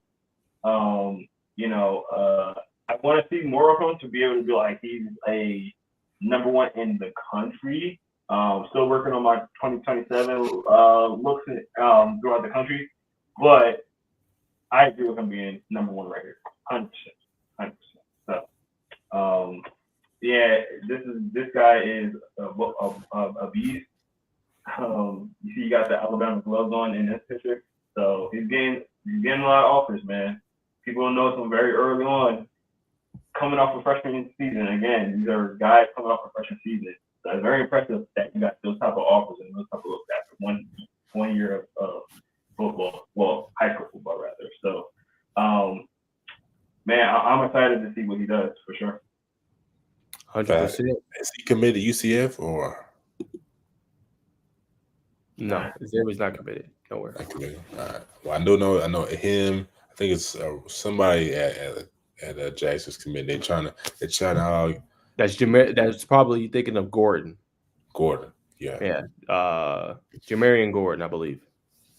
For sure. But basically, what I'm trying to say is a lot of motion from the Jackson football team going to UCF, allegedly. Oh, and by the way, Xavier Correll was featured on the Raw Room podcast. I don't know if you guys seen that podcast. We got a couple former NFL guys. I forgot exactly their names or where they are, but I have watched that podcast a few times. It's a very highly rated podcast. He got mentioned in that as well. So that tells you he's got eyes on him already. Tough. 100%. Well, guys, that's going to conclude our top 25 class of 27 list. Apologies to Jatori Williams. Should have been offensive line instead of DL, so forgive us for that. We know you only play that left tackle for Central Phoenix City. So my apologies, brother, if you're still watching. Apologies to Barack as well. I know we had your spelling wrong, but you know how we feel about you, man. Obviously, you're one of the main reasons I'm coming, a family friend. So appreciate you, man. Excited to see you for the first time ever. You know, that's going to be a lot of fun. I mean, I haven't seen you at the camp, but just seeing you in a uniform will be a lot of fun. And then also, shout out to Xavier Crowell, some of these top guys. If we butcher anything, forgive us. Again, you know, it's only us three, so no, we got to be sharp. But we just do this list to try to get kids exposure, man. So it was really fun putting this together. And we know kind of 27, a lot of like 24703, they don't go necessarily as deep. They do like a top 100 from all over the country. So sometimes it might be 3 or 4 Bama players or 7 or 8 Georgia players or 2 or 3 Tennessee players. So we definitely try to do it for players that we've seen. We've seen a couple of these guys already. So we just want to give y'all exposure, man. Hope y'all appreciate it. And we appreciate all the Bama parents, friends, family members tuning into the show and giving us support as we try to, you know, give y'all kids exposure and just shine the light on them a little bit. Yeah, and if you haven't seen, if you think you should be on this list and you haven't seen your tape, send us your tape. We'll definitely look at it and review it for the upcoming list. We will be doing more lists than just this one, so keep an eye out because we will be doing some lists. I don't know when, but we always think about something. So make sure you stay tuned in and make sure you know if you got some film that you want to be showing us, that you deserve a spot on this list, a little higher than somebody, you think you better than somebody, show us your film, brother. Show us your film. We got you. Making any last closing thoughts before we move on? Nah, brother. Yes, ma'am. Thank you for tuning in. You know what I'm saying? Blessings to you and your son, Miss Shay. Nah, I'm good, brother. You know what I'm saying? If they ain't get it after the first time, they ain't gonna get it. They ain't watched the film by now, they ain't gonna get it. Well, y'all, that's all the time we got on that. We do have to get to some Georgia news, so we understand that the Bama players and Bama parents want to tune out, but we got to address the Georgia football we got to see this week and obviously our game picks and how we fared. So we'll go ahead and start. Well, actually, let's start before we talk about game picks and everything and recapping the state. Let's talk a little bit about the Phenom players of the, I guess you could say the week, because you had multiple games you guys both attended, handing out Phenom merch. So we'll go ahead and start with Bacon. Who were some Phenom players of the game for you guys? Yeah, man. First and foremost had to be Elijah Hunter with his 2 interception day against LaGrange, premeditating them. Even though one is in question. The first one, we don't know what happened, but the brother ended up with the ball whenever Casey had it. We don't know, but the brother got 2 interceptions and he's been named the MVP. So that's in the books. And Amari Latimer, Sandy Creek, big day against East Coweta was pretty much, I'd say 80% of the offense. 28 carries, 155 yards on the ground for 2 touchdowns. Like 3 or 4 big stiff arms, like big bounce stiff arms. The brother's elite. The brother's a monster, and he can do it all. Catch the ball at the backfield. The brother even ran a little wildcat. So, man, them Latimer boys, they're gonna learn soon. Especially keep up with Jameer Latimer at Jacksonville State. They are different, and when they do get upset, it's best to get 2 or 3 heads around the ball. I'll say that. Yeah, 100%. Start with the first one. 4 games in the dome. Sorry, I keep calling it that. I'm sorry. 3 and 4. I had 3 players that was in the Mercedes-Benz. I keep calling them Jordan Dome. First player was our guy Alex Ward. Played really well. He's only a sophomore as well, so he's 2027 as well. We just talked about 2027. But this man played all over the field. I had to get him the game player of the game. I wanted to switch it up a little bit for him, or in general, because he had a touchdown in the game right after his brother got one. His brother played on the same team as well, for Walton, by the way. Had a touchdown in the game. Played really well on defense. Played special teams as well. Had a big kick return. Punt return during the game that set this team up really nicely. At the end of the game, there was a point on the game where what was the team? Brookwood. They did a quick substitute out on special teams. So the special teams was kind of out of sorts. They had to hurry up and reformate, and they threw the ball, and the defense kind of in panic. Alex stayed poised, went out there and had a big PBU on 4th down. Changed the momentum of the game because Brookwood was actually driving down the field, so that was a big part of that game that kind of stilled the game in that game. So he was our player of the game there. Antoine Hill, quarterback for Hoko, played really, really well, man. I know a lot of people have been talking about him. Naj was there. Me and him was kind of talking, and we talked about some people think he's not, good at the deep ball, and I feel like that's all he was doing. He was trying to prove a point or something, man, because the deep ball, not only just throwing a deep ball, but he was active with it. It wasn't like it was like, undercut or, out of reach in the court, the wide receiver want to, gain it. It was right here, so extended game, big guy, his interview should be coming out soon. And then the last one for North Gwinnett, forget his name, number 2 for North Nicholas Gwinnett. Bookman just got a Marist College offer, D1. Yeah, Nick Bookman. He just got D1 offer from Marist. Yep. Nice, man. Played really well. Was out there, after number 0 for North went out. He was a running back. He was an outstanding player. When he went out early in there, they needed somebody to step up. He was one of those guys. Went down, got 2 touchdowns, I believe. Very fast and speedy wide receiver. Not the tallest guy, but he gets in and out his break real fast and find a way to get open, man. So shout out to him. North Gwinnett played a really good game, and he was a big part of that. So that was my 3 from the Mercedes-Benz. 100%. We can't forget about Corky Kell from Douglas County, number 6. Dog, hard over height, man. If you don't know his name, you will know his name soon, especially in the last game of the season. Respect some big things for Corky Kell, man. Yes, sir. All right, we want to move on. One quick note: we have been getting, I have been getting some messages from players, so they were tapped in. Real quick, Judson Harris, to our point, Bacon. This is why I said I think he should still be high. He said, "Just got done watching. Thank you. We definitely leaned on our run game last year. Ronnie Royal and Colin Wilson can tote. Thank you again." So again, when people say, "Oh, well, his numbers didn't really add up," there you go. Again, guys, think about it. Quarterback's best friend when they're just coming in: strong defense and a good running game. That is what Gulf Shores had. Probably didn't ask him to air it out a lot. Again, I think this year you'll definitely see him take that step forward. So Judson, appreciate you tuning in, man, and leaving a comment and hit me up on X, man. It means a lot that y'all boys tuned in, man. We just want to get that exposure to y'all, but we keep going. I just wanted to share that comment so you guys can see we're updating this live while on the show. People loving tuning into our show, so just wanted to update that. So if you ain't subscribed, you ain't liking, you ain't sharing the link, man. What you doing? Get with the motion. Get left behind, man. You getting left behind. 100%.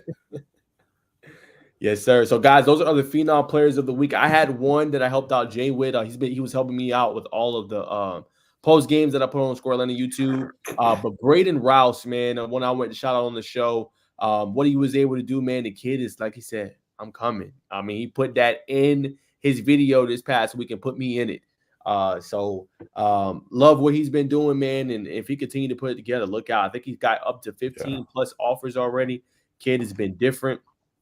And he put up a great performance. Won Defensive Player of the Game by the Corky Kell Dave Hunter staff for their win against North Atlanta 29-15, man. I think he's just scratching again the surface, man. And this is his opportunity. Like before, he had to kind of wait in the background, be a blocking tight end. Now he got the opportunity to play both sides of the ball, and he's taking full advantage. So I want to give him a shout out as well before we move on.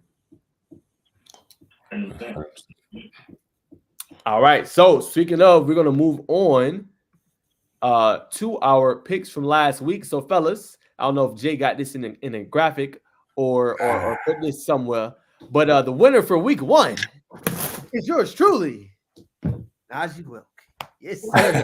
Yes, sir. 10-5, man. I ain't gonna lie, I was going through the ranks, and Jay was winning for a minute, man. He had win. I think you started like 3 or 4-0. I was struggling, man. I was going like 2-4. Bacon, you struggled too. You was like 2-6, and then you picked it up at the end and got over 500. So 8-7. Jerome's 9-6, and again I'm 10-5. And again, we're gonna have a special. We might even have at the restaurant pod. Who knows? We don't know yet. We have an at restaurant pod, a little 10-15 minutes on Instagram live. We don't know just yet. But yeah, you know, like I said, y'all go see the winner some good food. Because 2 people are going to help contribute to the cause. So it ain't going to be me. For that, okay? So right now, I have the 1 game lead to get it. It's not about how you start. It's about how you finish. Come on, brother. Very aware of that. 10-5 means nothing right now. It all depends on how it goes this week. But that is the latest updates. Every week, we will update the records after week 2, week 3, all the way into the postseason. And obviously, when we have a state championship week, we will also do the 7 games. We'll pick winners there as well, man. So stay tuned for that. That's going to be all season long updates every single week, man. But let's get into the matchups this week. Or actually, hold on. Before we do that, do you fellas have anything to say about your records before we move on? I have something I want to pull up real quick because let me see if I can find it real quick. Because it has to do with our records, but I cannot find the video. He must have took it down.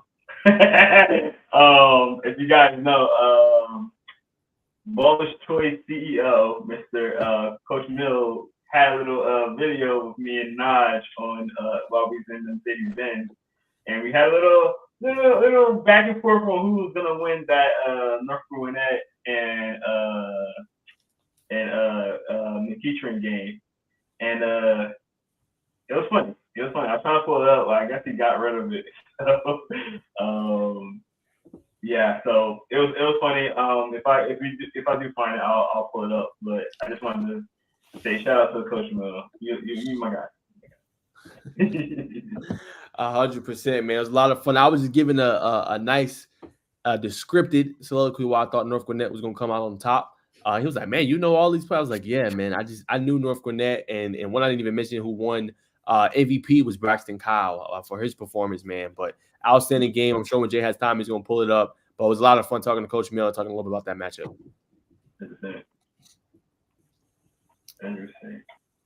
All right, we're gonna move on. Let's do it. Let's move on. It is week 2 game picks. They are here. So if you guys don't know how we're doing this, real quick, we're doing each of us are choosing top 5, like the 5 best matchups. All of them are different. Bacon choosing his top 5. I'm choosing my top 5, and Jay is choosing his top 5. And then we're making predictions for all of them. I'm keeping record of all of it. I've shared the doc with the guys so they can see it, so they'll see I'm cheating because I don't get down like that. You know what I'm saying? But we got this week.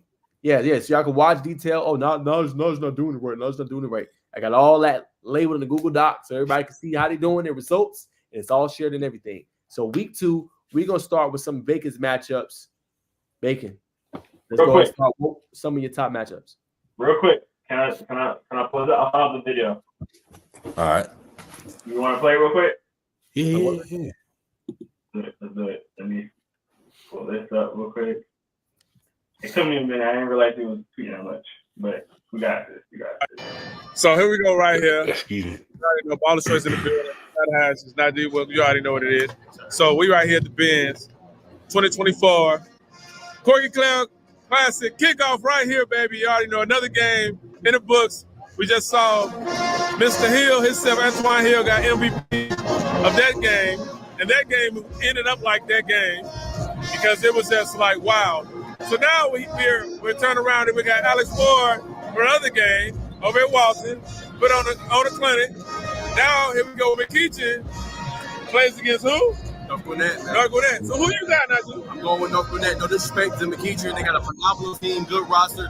One of the best offensive lines in the state. Jerryon Campbell. Obviously got Nealon Scott. They got some kids. It's going to be a great game. I'm telling y'all. Back and forth, one possession. But North Gwinnett, I feel like they're ready. They're well coached. Head coach Eric Godfrey. They're going to have all the tools. Jake Godfrey, Cole Funderburg, Malachi Whedon, Chandler Jordan, offensively, Tommy Lafayette. He going deep. Hey, they loaded, man. Sound like you got the tires over there. Listen. Jerome inside the house. Who you got, Jerome? Oh, NG. NG. So, Coach Mill in the building, myself. No disrespect. We love you, man. Hey, I'm going with McKeachin. I feel like Kareem Reed got the guys ready to go. They got a really good coaching staff over there. A lot of good players. King JJ running back. Hey, McKeachin defense got some go-go, and I feel like Kareem Reed gonna do his thing on thing. So it's anybody know it's a rival. This is a rival. So here we go. So he was actually trying to keep going after that. That could have went on for another like 5 minutes. But shout out to Coach Mill, man. I just wanted to embarrass my boy a little bit. It was a fun time, man. We had a fun time. 100%. Well, without further ado, we're gonna get into our matchups. Bacon, go ahead and lead the way, man. Yes, sir.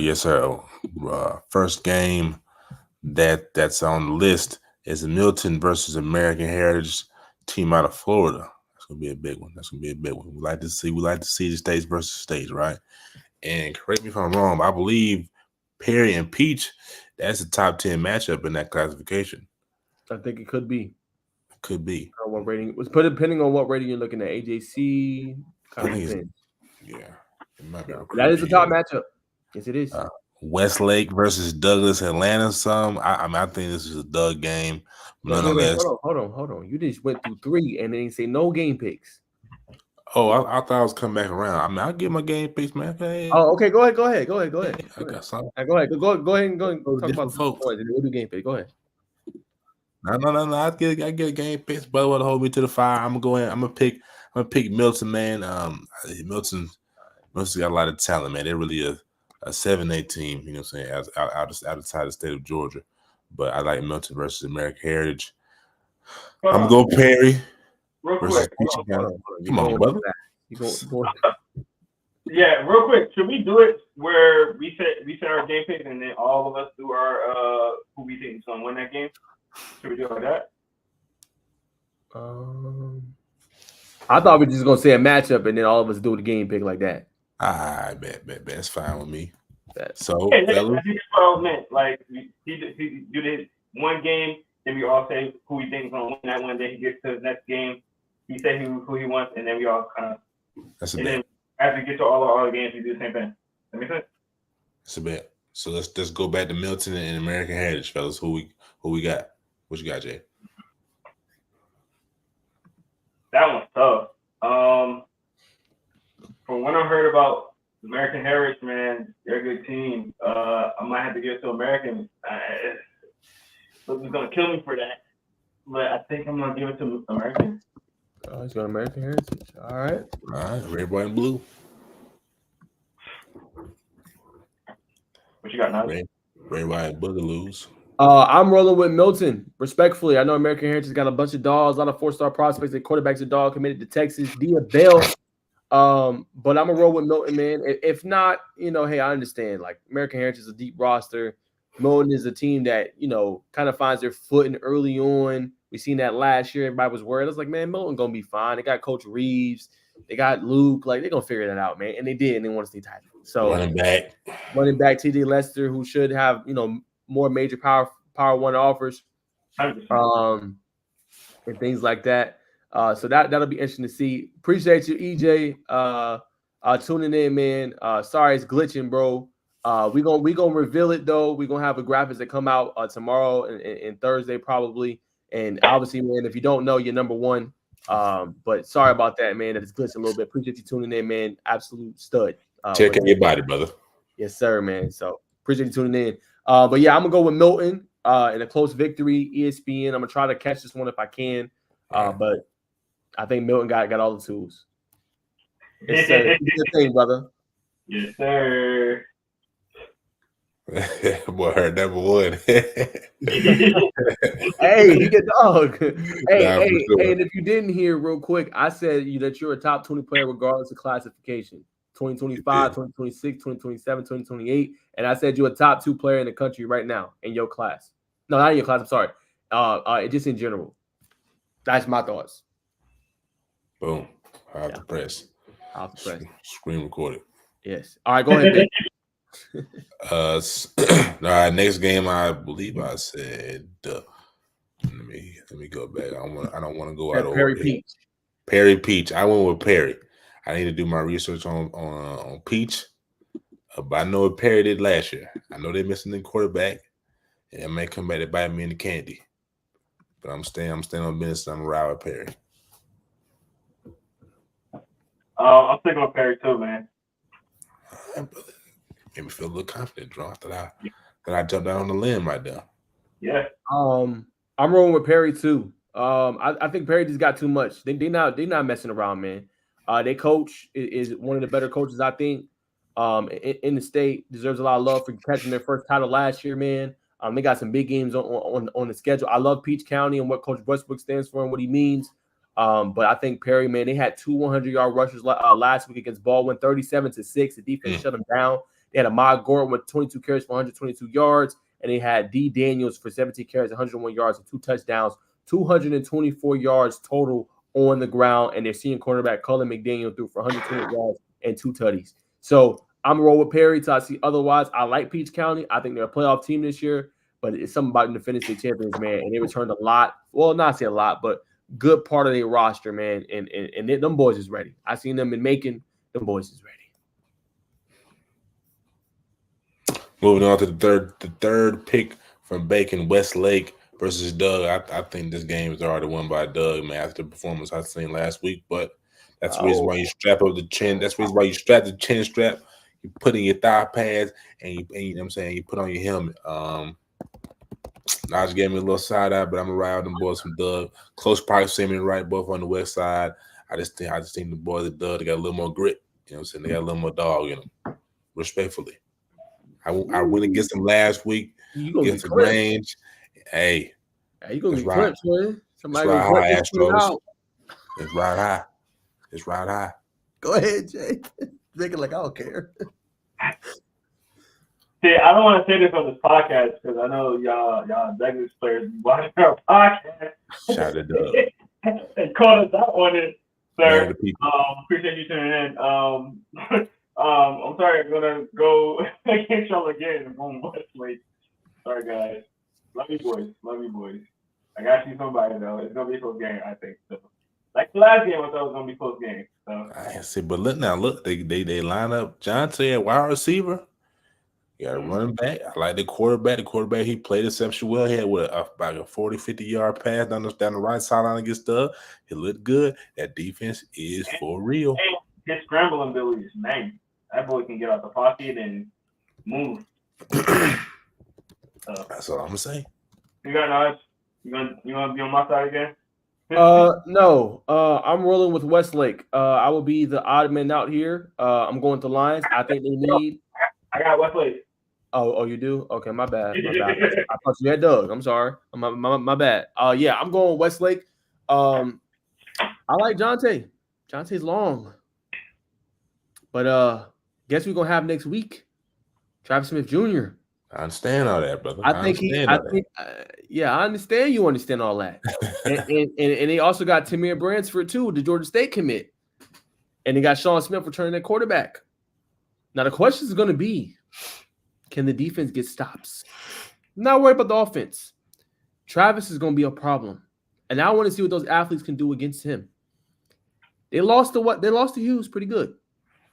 Travis put up 9 catches for 267 yards and 2 tutties. Not the same caliber secondary. Hey, I'm just telling you, buddy.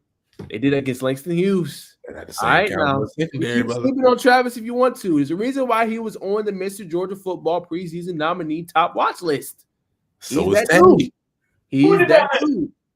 He is that dude. I'm telling you. Nah, for sure. I'm not asleep on Trey. I'm just saying. Off of my belief in Coach Morris Mitchell, my belief in Travis and Tamir, I'm going with Westlake. They get back to 500 and go 1-1.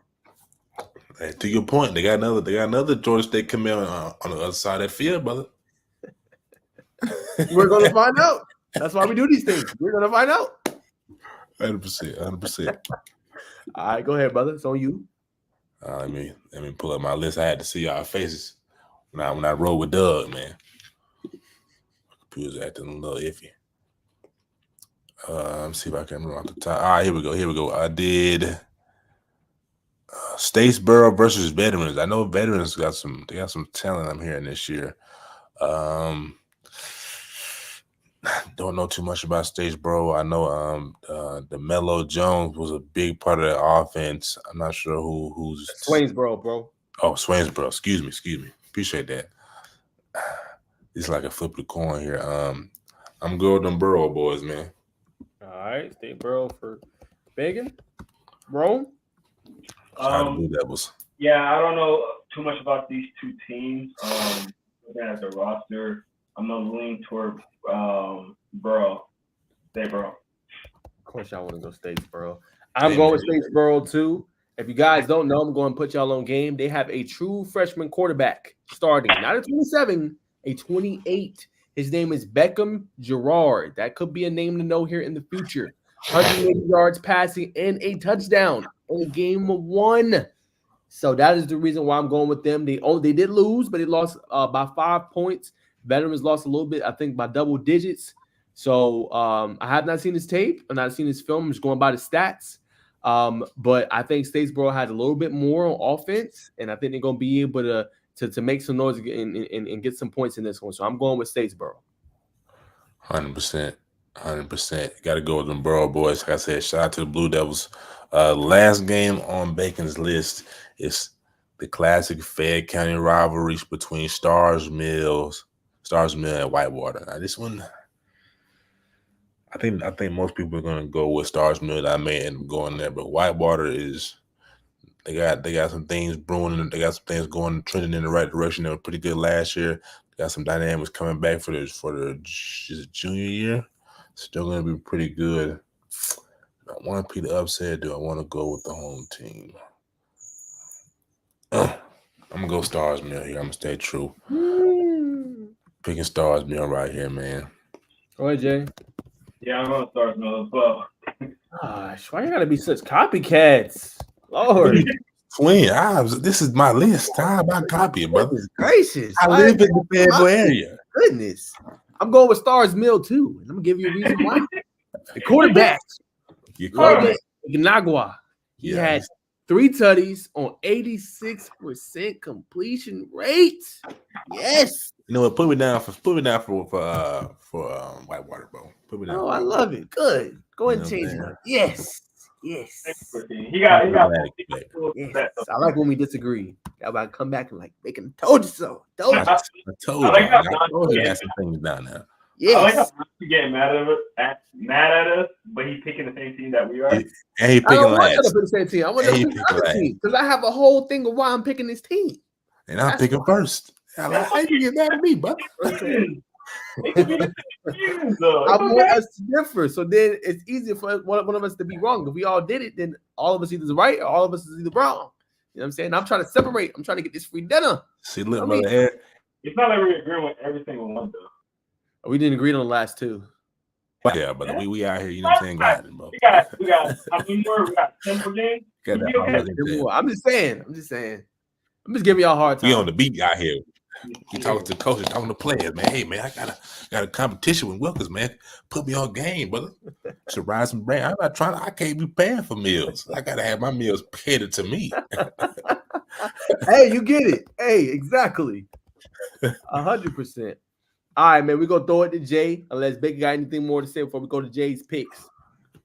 Team Bacon in the chat, man. Yeah, y'all comment below, man. Y'all like, comment, and subscribe. Go to actually let's go and do our promo real quick. Go to Bacon Network, man. Make sure to subscribe, man. I want to see him at 1,300 subscribers in the next 2,000. Y'all go like, comment, subscribe, all this stuff on his YouTube. Jerome Inside the Hashes, get him to 500 subscribers on the YouTube. I've seen a lot of people been tuning in, 100+ views, I think, on his last stream. So y'all go like, comment, subscribe. And in the chat, if you're still here, do either hashtag Team Bacon, hashtag Team Jerome, or hashtag Team Najee. Y'all do that in the comment section down below. All right, man. So we're gonna throw it to Jay for his picks. All right, let's do it. My pick. I like these picks. When I looked at it, I seen a lot of east side of Atlanta teams, but let's get it anyway. You know where I'm from the east side of Atlanta. But anyway, Collins Hill versus Woodworth is my first game. I think it's gonna be a big game. Collins Hill coming off a huge win this weekend. I think Collins Hill and Woodworth is a pretty evenly matched team. So I think that was a good matchup. I'm going to give it to Woodworth, though. Not a bad pick. I'm going to go Collins Hill. Why Collins Hill? Riding high off their Grayson win, man. Yeah, football is very much a momentum sport. Good answer. I'm rolling with Woodward. I really liked how they looked against Collins Hill. I mean, not Collins Hill, I'm sorry. I like how they looked against Carrollton. Yeah. I like Collins Hill, what they're doing, but I want to say this in the right way. I just want to see it again. I want to see it one more time. I want to see it one more week. Not saying I don't believe. I believe in Coach Swick and what he got going. I just want to see this is another quality opponent. So they do it 2 weeks in a row. We might have a problem. You know what I'm saying? This is the defending state champion. You know what I'm saying? Now they lost some guys, right? They don't got the same guys. They don't got London Merritt. They don't got Lucas Ferretti, who plays for Walton. But they returned Landon Walker. He looks better. He looks good. Like he's taking a step forward. They got Jerome Bettis Jr. Right? They got Josiah Abdullah. They got some dudes. So I mean, if Collins Hill pulls this one off too, might got some problem in 6A. It might be a little bit tighter than what we think. So that's my thoughts. But I'm gonna roll with Woodward. I liked how they looked against Carrollton, who was a state champion contender in 6A. Now, if they lose, what does that mean for the Woodward team, man? Start the season 0-2 is not how you expect things to go. It's not how you expect things to go. But again, it's in college. It's in That's NFL. true. So in the grand scheme of things, you can start 0-2 and still be fine. Hey, Keatron started 0-4 and went on a win streak and made the playoffs. Won 7 of their last 8 games and made a deep run. So, yeah. Good observation on that. All right, our next one is going to be Mill Creek versus Norcross. I think Norcross is a better team this year. I'm still taking Mill Creek, but I want to hear what you guys think. Yeah, I'm going to go. Wait. You said you're taking Norcross or Mill Creek? I'm confused. Mill Creek. Oh, Mill Creek. Okay. Yeah.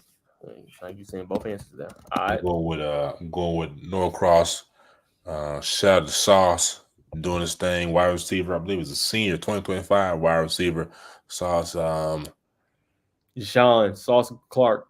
Sauce Clark, yeah, man. Shout out to Devon, man. Sauce Clark, special man. Been doing his thing. What was the first game? Yeah, did his thing in the first game against who they played in the first game again? Lanier, the Maloof Bowl. Maloof Bowl. His son, Tyler. It's that North Georgia football, man. We keep things simple down here. Why, man? Coweta Fed Classic. You know what I'm saying? APS. Just play. But now I'm picking Norcross. All right. If you guys don't know, I'm rolling with the hometown alumni. Oh, yeah. I forgot he's from there. My age. But as you guys can see, class of 2016. Woo, boy, you get that. Class of 2016. I've kept it as a memento. I've never used this. Just kept it that I graduated from Norcross. You guys never know. Yes, I am an alumni from Norcross High School. So I'm rolling with the Blue Devils. 10-year reunion? From what? 10 years. 2 more years. 10-year reunion, 2 more years. Let's calm down. Yeah, nobody's going to a 10-year. I don't know too much. I don't know about reunion and all that. I will rep the school though. Let's relax. Let's relax. But I just wanted to show you guys I'm repping the hometown team. This is a rivalry that Mill Creek has been winning a lot lately. They've won 3 straight. They beat them on ESPN. They beat them the year prior, and they just won the last one. So I want to see what they can do. Dylan Muhammad looked good in week 1. Deshaun Sauce Clark went off, 9 catches, 143 yards, and 2 touchdowns. They got a good running back tandem, and they got Jamar Harold on the outside. But Mill Creek got one of the better defensive lines. Devin Ankrum, UNC commit. Luke Metz, Alabama commit. They got some guys. We're going to find out, man. Big-time game for both teams. Doesn't have necessarily playoff implications, but you do want to see where you're at.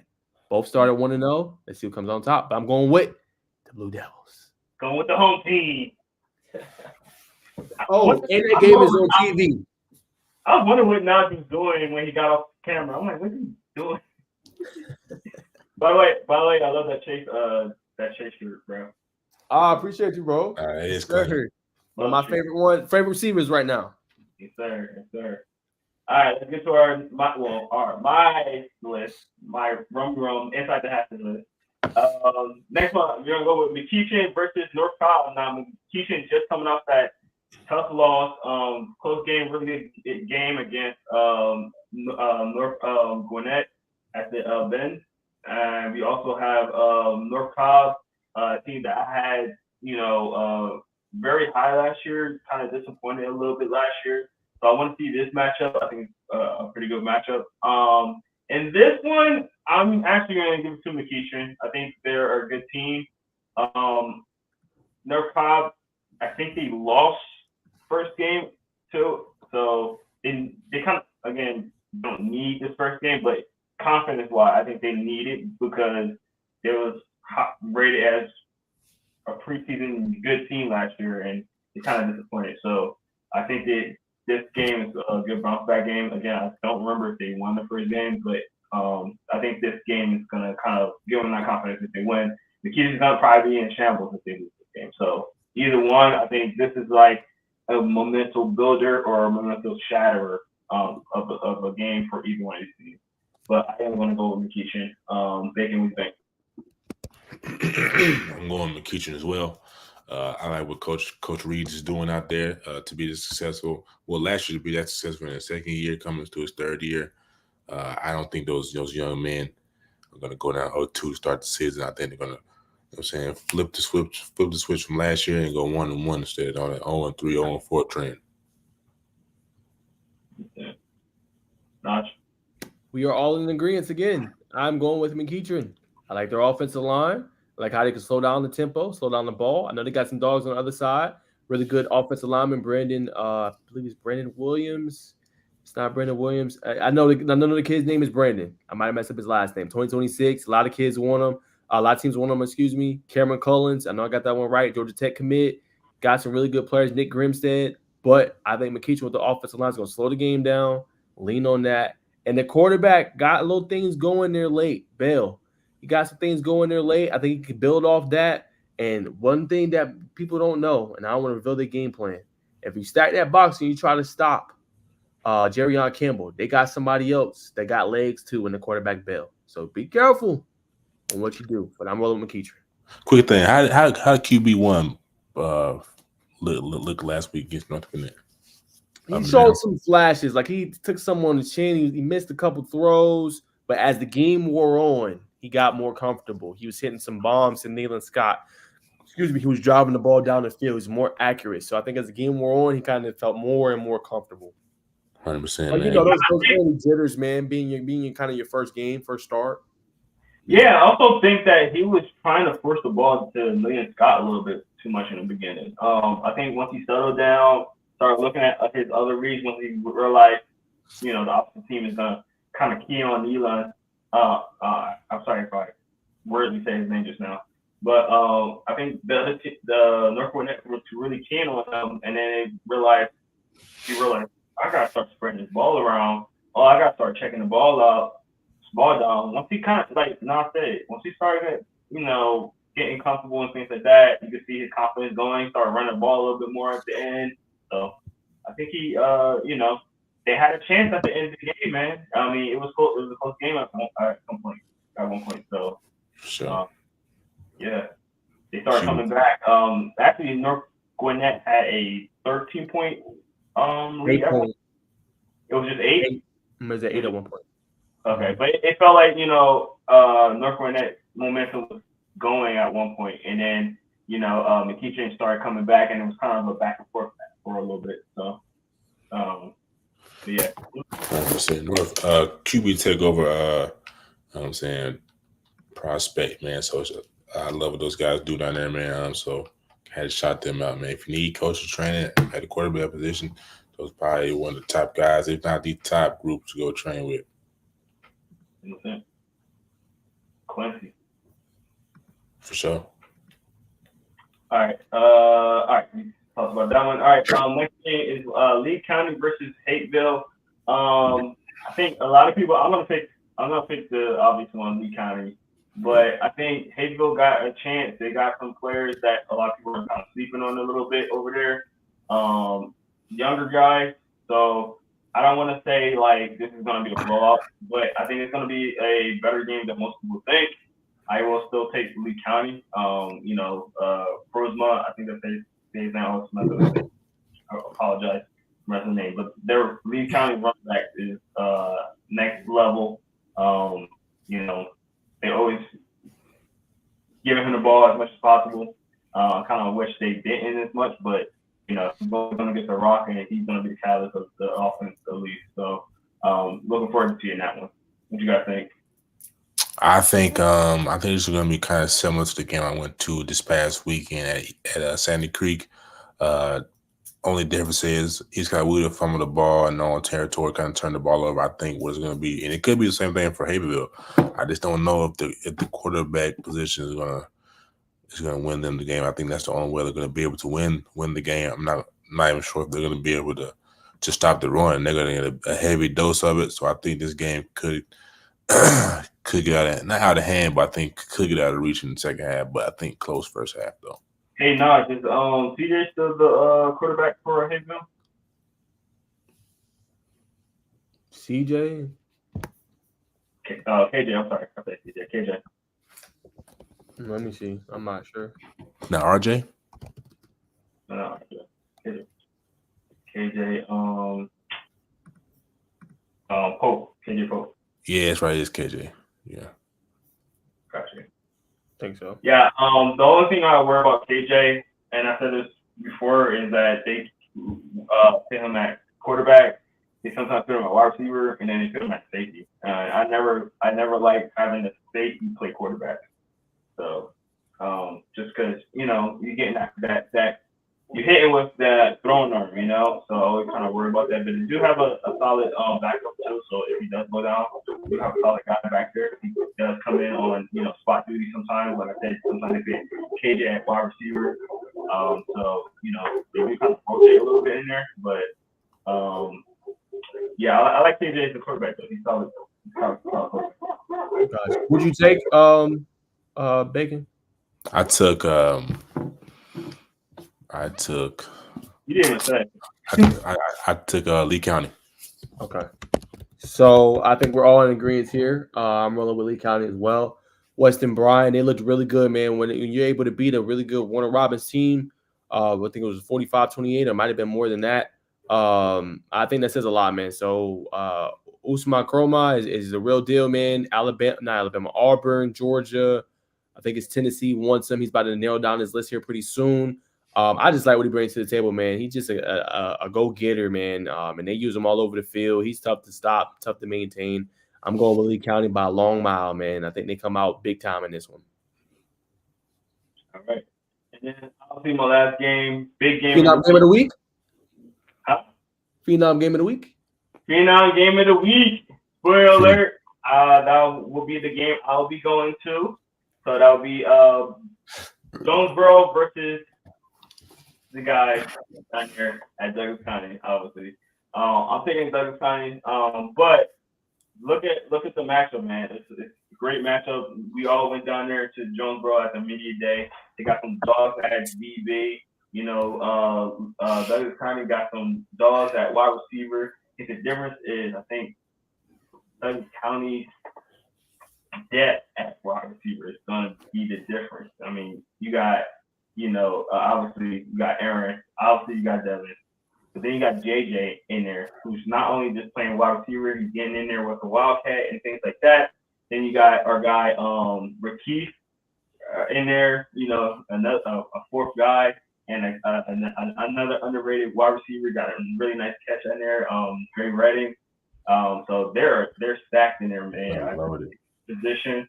I think the top three guys in Jonesboro are really good, but I don't know. I'm not sure if you have that depth. So we'll see how it goes. You still got DJ Bordeaux as the quarterback. It's going to be slim as well. Jonesboro does have a good defensive line, so I think that might be a factor in it as well. So we're going to see, man. It's going to be a matchup. I'm not saying it's going to be flawed in any kind of way. I'm looking for a fun, good matchup, and I know both these teams are going to talk because Jonesboro said they want to smoke. They ready, and they can't wait to play this game. So I can't wait to watch it, man. It's going to be my game of the week, final game of the week, so let's do it. You got Douglas County? Douglas County. All right, Bacon. Yeah, I'm rolling with Douglas County. I think Jonesboro is going to give them all they can handle in the secondary. I just don't know offensively. They can put them points on the board to keep up with Big Doug right now. But I like Douglas County in 10 points or more. Not getting to 20 now, not getting to 20, but I'm gonna say 10 points or more. Keep it in. So prediction, I'm gonna go 18-23. 18-23.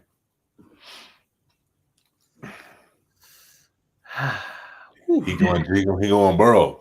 I can tell by he's smiling. Woo, woo, woo, woo. Give us a freebie. It's a matchup, bro. It's a good freebie. Man, I just have a feeling if I pick Douglas, like Jonesboro gonna stand me up on it. So I like Douglas. They my top team in 6A. I'm going to stand on business and say that they're my top team right now in 6A. And I know a lot of people going to be like, your article.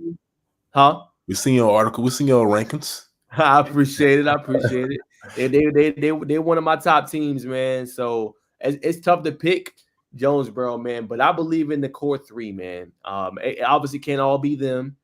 Everybody gonna have to step up. So I'm calling on Jeremiah Tickett. I'm calling on Jeremiah Collier. I'm calling on Maddox Gerald, the linebacker. Yep. I'm calling on all of them to come bring the fight to DC. You know what I'm saying? And I think DC got one of the best teams in the state. I really do. But I'm gonna go with Jonesboro. I believe what they got offensively. I think Lucius Murray gonna run the ball. He gonna have kind of his coming out. I'm not saying he's gonna go for 100 yards, but I think he's gonna have a very efficient game. And I just believe in Cortez Redding, Jamar Owens, Jatavius Wyman. I could be wrong. Could be on the flip. I don't know, but I'm gonna just disagree with the fellas on this one. I know that the popular pick is gonna be Douglas County. I'm gonna go against the grain and pick Jonesboro, man. And one of the biggest upsets in week 2. That'd be big, G. Right. One of the biggest. Douglas County has probably the hardest schedule I've ever seen. Yes, they do. They have a hard schedule, man. But right, not playing. Yeah. Yeah. I mean, if they can come out of this, man, it's gonna be a story to tell because they really do have a tough schedule. They got a hell of a coaching staff, though. Yes, they do. Yeah. All right, so that is Jay's picks. We're gonna go to mine for the top 5 before we kind of close out this segment. Let me see if we got anything else in this segment. I think it's just the game picks, and we're moving on to 3-man weave. All right, so let's go ahead and get into it. My picks, I have some really good, a lot of out-of-state matchups on mine. So we'll go ahead and start. Like I said, I'm visiting family for this game and supporting a lot of people in the fam. Moody, Gainesville. Who y'all fellas got? I'll start. I'm going Moody, bro. I'm going out of state. Oh, man. So much talent. Yo, I'm telling you, Gainesville got a lot of time too, man. This is going to be a great matchup. I can't wait to see this in person. But Moody, man, I like Moody's quarterback. I think he's gonna be the difference for me. They got dudes all over the field. You know, Gainesville got, you know, I think Gainesville do win, and again, I think it's gonna be a tight matchup. Gainesville do win. I think it's more size than anything. Because Gainesville's a big team, so we'll see, man. But it's gonna be fun. What you got, man? I got Gainesville, man. I think the red elephant, the red machine is gonna go down to Moody. Coach Nibbler's old stomping ground. I believe it. They former coach mates. I think he's gonna go down there. You know what I'm saying? Flex his big muscle. Say, yeah, I'm still the king down here, man. So I'm going to red elephants. This is another pick I'm torn on. I have really good relationships with Gainesville and their staff. I love the team overall. And I think for Moody, it comes down to, can you block the two dominant forces? Carmelo Bird will be running the ball. He'll play both sides, I'm pretty sure. Can you stop Xavier Griffin off the edge? Can you slow down Julius Columbus and the interior, the Duke commit? I don't know. It's hard for me to say. But I'm going to roll with the experience at the quarterback spot. I know Kareem Hughley had a really good game, 2027, but I'm going to roll with Charlie, man. I think Charlie going to be able to have a good game. It'll be interesting to see what they call and they design. Is it quick plays? Is it quick throws? We're going to see. But I think this game, and I'm saying it right here, you can clip it, it's the coming out party of the junior receiver. We've had him on the show out of Moody, Alabama, Josiah Dozier. This is his coming out party. When it comes true, you can roll back this clip and you can see it right here. So I think Moody's going to come out on top in a close game, one of the better games that we'll see. Hard pick. Hey. Let's go, Naj. Let's go, Naj. Let's go, Naj. All I hear is a lot of ground being gained this week, ladies and gentlemen.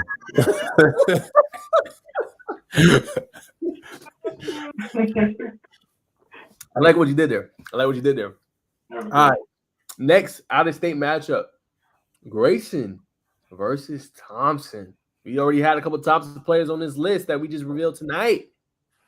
But who's going to win this Georgia-Alabama rivalry? John, you want to go first again? Do I? I don't really want to, be honest. Good. This is a good team. I'm literally going to only say this because this team just had heartbreaking loss. And I can't see it happen twice. Too much talent on that team. They're going to figure out the quarterback situation. Because I think that was the biggest thing that I had issue with. So I'm going with Grayson. Lost, very close game. Heartbreaking loss. Coaches over there is not going to let that happen twice. I think they're going to have their guys prepared, ready. Game plan is going to be on point. If anything, they're going to rely on their defense. So I'm going with Gainesville. I'm going with Grayson. Sorry. There you go. I see what you're trying to do. Boy, that's what you're trying to do. Right. Hey man, I'm not gonna lie to you, man. I'm rolling with the young man down under in Alabaster, Alabama. I like Thompson in a close one, man. I think Trent Seaborn is going to be a big game for him. It's going to be like, okay, Trent, we need to see this because we was about to get you play the gunner. When you do this against the Georgia team, we're going to hold you steady. I'm riding with Trent Seaborn, Aquinas Fagans. We talked about him earlier. Cam Pritchett, the other defensive end on the opposite side who we ain't really talking about right now, who I think is also committed to Auburn. I like them boys down there in Alabaster. I'm rolling with Grayson. I know they're notorious for slow starts, but slow. But they're gonna take that road. They're gonna take that running game on the road with them. And I got them leaning on Joella Bradford, Amari Alston, and Ashton Turner. I got them leaning on them to run the football in this one. And I think this game could be low scoring. I know it's supposed to be on ESPN. I really want to watch this one as well. I'm going to put it on my DVR to record to go back and watch so I can have analysis when it comes back next Tuesday. All right. But I think Grayson and Riley Jr. already did it. Two picks. This is the one I've been talking about for the longest. Y'all call me crazy when I had him top 15. Kid is coming. Already didn't picked up Auburn this week and Penn State.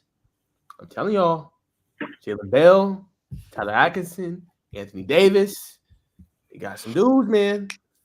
Just got to figure it out. So the best thing you can do for Travis as he figures it out, take that great defense you got on the road, right, and run the football as well. That's the quarterback's best friend when they're figuring it out. Run the ball, play on that defense. Long ride. Long ride. But that defense got to be ready to ride. But guess what, Bacon? As we go to the next one, that defense got to be ready to ride, and that run game got to be ready to ride. That's a fact. All right. Number 3, Oxford versus Central Carrollton. Whew. Yeah, it's tough. It's tough, man. I wish I would have watched more film on that Central game, but I saw Oxford did their thing last week. I am going to go Central Carrollton. I'm gonna ride with my goodness. I know Jonaz Walton. Is it RJ Harris? J.R. Harris. I'm running with those two. But I think it's going to be a very close game. I think it's going to be a takeaway, turnover on down, something like that is going to win this game. God, man, this one's tough. Central Carrollton is a team that I didn't know much about, and I just started getting put on game about Central Carrollton and the talent that they have. So I want to say them, but I think I'm gonna go with Oxford. Just for now, I think that they got a really good team. I like what they did last week, like you said, Bacon. Again, I agree. I think it's gonna be a close one. It's kind of making me nervous to say Oxford just because, like, I'm starting to be put on game about Central Carrollton and their players. So I'm just like, I don't know about these players. But I'm gonna take my guns. I'm not gonna keep flip flopping. But in my head, I'm like, it's like this, like very very close. But I'm gonna take my guns. I'm gonna say Oxford. What you got, Nudge? Yes, Central Carrollton, my guy. Central Carrollton. Now I know J.R. Harris didn't have his best game, not for 22. All right, didn't have his best one, but they got Joe Nas. They got good playmakers on the outside, and they won pretty handily. So I'm rolling with Central Carrollton. A good tune-up game for them to go up against and see how that front can block Keenan Britt, the 4-star. I'm rolling with Central Carrollton and Lions at home, and the head coach, Uma Brown. Then they have a good one. Going with Georgia Dogs. Yeah. All right, next one. Benedictine. Don't give me that face, Jerome. Don't give me that face. No face. Nah, when I say Georgia Dogs, you give me a face. Like, why are you bringing up Georgia for? I'm talking about the Georgia Dogs here in the Peach State. I'm not talking about the Bulldogs. All right? Get it right. Get it tight. All right, last two. Benedictine. Get it right, get it tight. You know what I'm talking about, Bacon. Yeah, get it right, get it tight. Yeah, the song. All right, man. Benedictine versus Buford. Jay, stop looking like that. Who you got? I'm going to Bacon. Is this the game that Buford gets back on track? Yeah, I think this is. I hope for this says, but I'm gonna ride with Buford. I think this is the game to get back on track. This game at home or it's on the road? It is at home, I believe. Yeah, at home. Coming home after that rainy, wet, sloppy game in Milton. Get something at home cooking. They got to go too far. They find facilities, get some Chick-fil-A or whatever they're getting, and they can lock in, man. The defense played well. Yes, they did. Just the offense, they didn't carry their weight last week. I think being at familiar turf, I think we see Buford even it up in the winning and loss column, going 500 ball going into week 3. I'm going with Buford as well. This is going to be their redemption game. I feel like I got a couple of redemption games actually, but this is going to be a redemption game. They did not play they did not play bad against Milton at all, who is the reigning champion from last year. A team that we think is going to be, might repeat, might go back to back. Very talented team, and they started off slow, which actually put them in the hole and lost them the game essentially because they started off so slow. But during the game, they start picking it back up. They start feeling like Buford again. They started, it was a rainy game. There was a delay as well, so maybe that helped them. Actually, I don't know, but it was a very close game. I actually watched that game on Under the Radar on their YouTube channel. Shout out to my guy Under the Radar. But yeah, Buford look like they're gonna be a good team again. I wasn't too sure about is it Dylan? No, Dylan's the other brother, right? Dylan Raiola, and there's what's the other brother's name? Dalen. No. Dylan. It's very similar to Dylan. But he was solid. He was solid. I mean, he didn't have a terrible game. Almost won in the game at the end. So I'm gonna go with Buford. Say it again. I said it right. It's Dayton. Dayton Raiola. Yep. Dayton. I keep getting mixed up too close together. I would never do that to my kids. I'm sorry. Anyway, but yeah, I'm taking Buford. Yeah, I'm gonna be quick. I'll roll with Buford as well. I like Benedictine. They got a pretty good team. They were in the tough region this year with New Hampstead, Perry, Wayne County, Ware County. So somebody that's a good team not gonna make the playoffs. Like that's just gonna happen. A good team not gonna make playoffs. But it's gonna be interesting. Can they slow down Bubba Frazier? That's their versatile athlete. He's really good. Can they block Herbert Scroggins? Obviously that's the Miami commit. But I think overall Buford has one of the better defenses in the state. I think they're gonna be able to limit the points. And if the quarterback struggles early, they'll be able to keep him in the game with that defense. So I think Buford gets back on track and goes 1-1. More with Buford. Last but not least, to close us out, before we throw it to three-man weave, we got Rockmart versus Cartersville. I'll start this one. I'm rolling with Cartersville.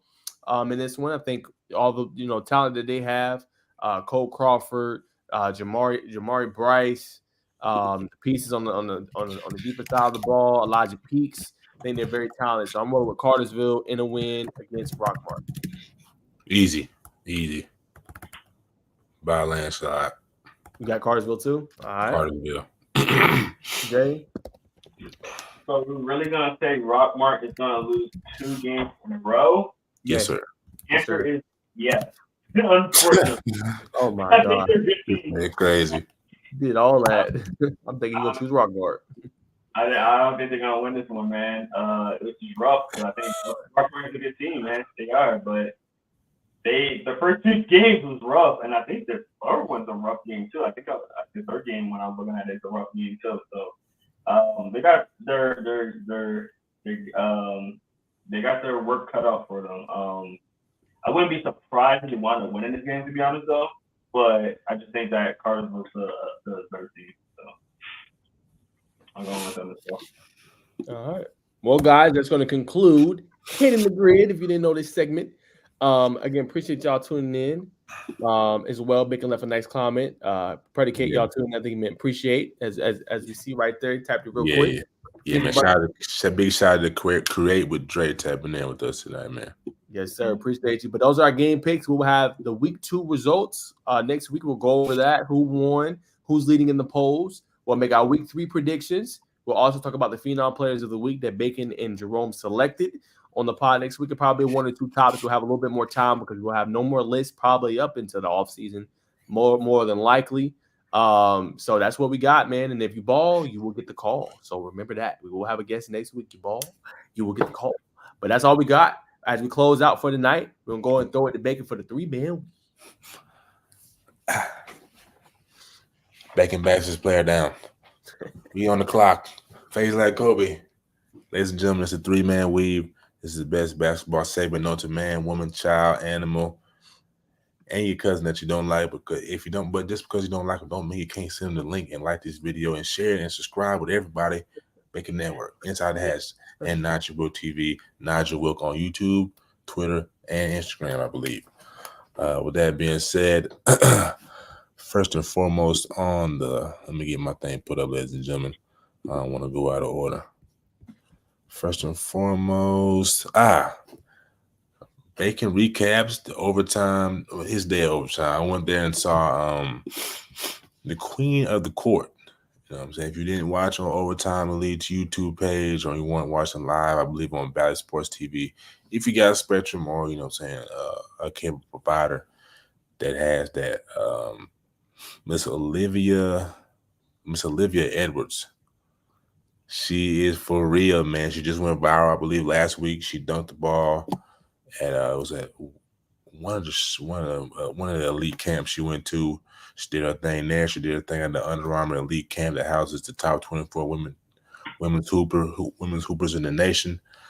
She won the Queen of the Court very handily. She saw girls like Haley Swain, the number one player in class 2026, Jersey. I can't remember her last name right now, but she ended up beating number one player in the class of 2026. She beat her 3-1. You had to win 3. You had to score 3 points in order to win the championship round. I believe she started like 9 for 20. The whole event. Had 4 blocks. Had a couple steals. She turned the ball over a couple times, dribbling. But that's just what's gonna happen in the King of the Court battle. You face someone back to back and see how you move. They're eventually gonna pick up your time and take a couple jabs when you trying to, you know what I'm saying, jab in your figure four stance, triple threat stance, excuse me. But I think there were only 2 made buckets on her by the elite talent now. So I think she's a stock riser. She's currently rated at the number 7 overall player in class 2026.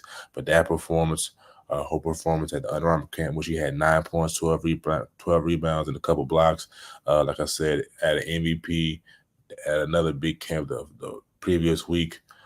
So, and some recruiting news. She dropped her top 10 the 1st of June.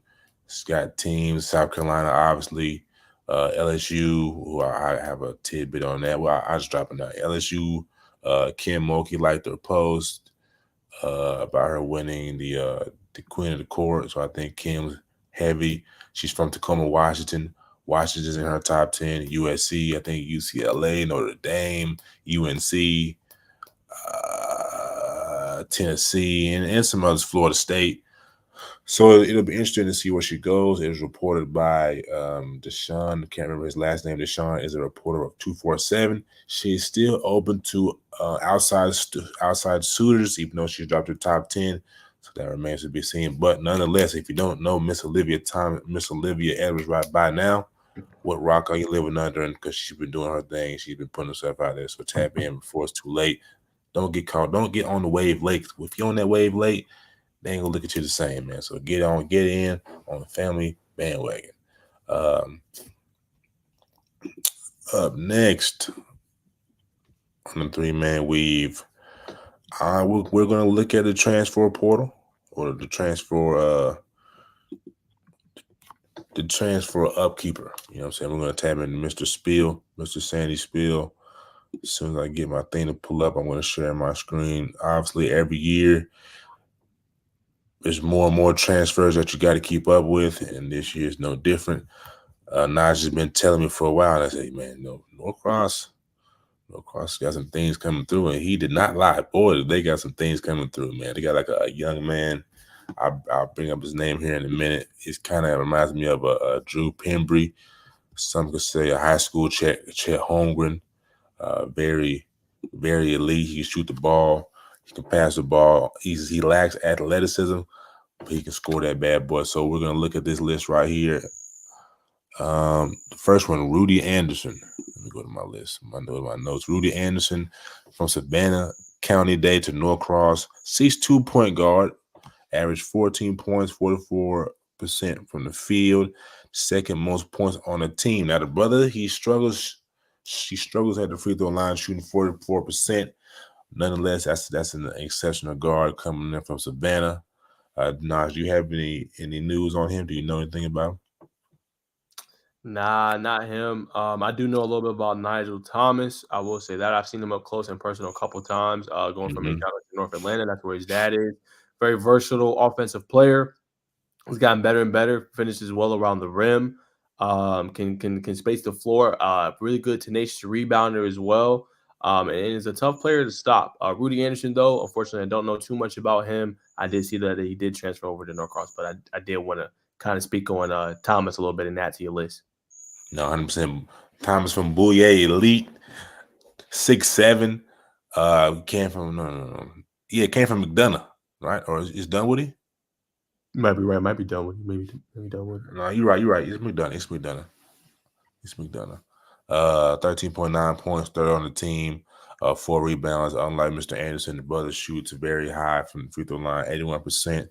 That is almost elite. So that's a nice wing to add in, especially being 6'7".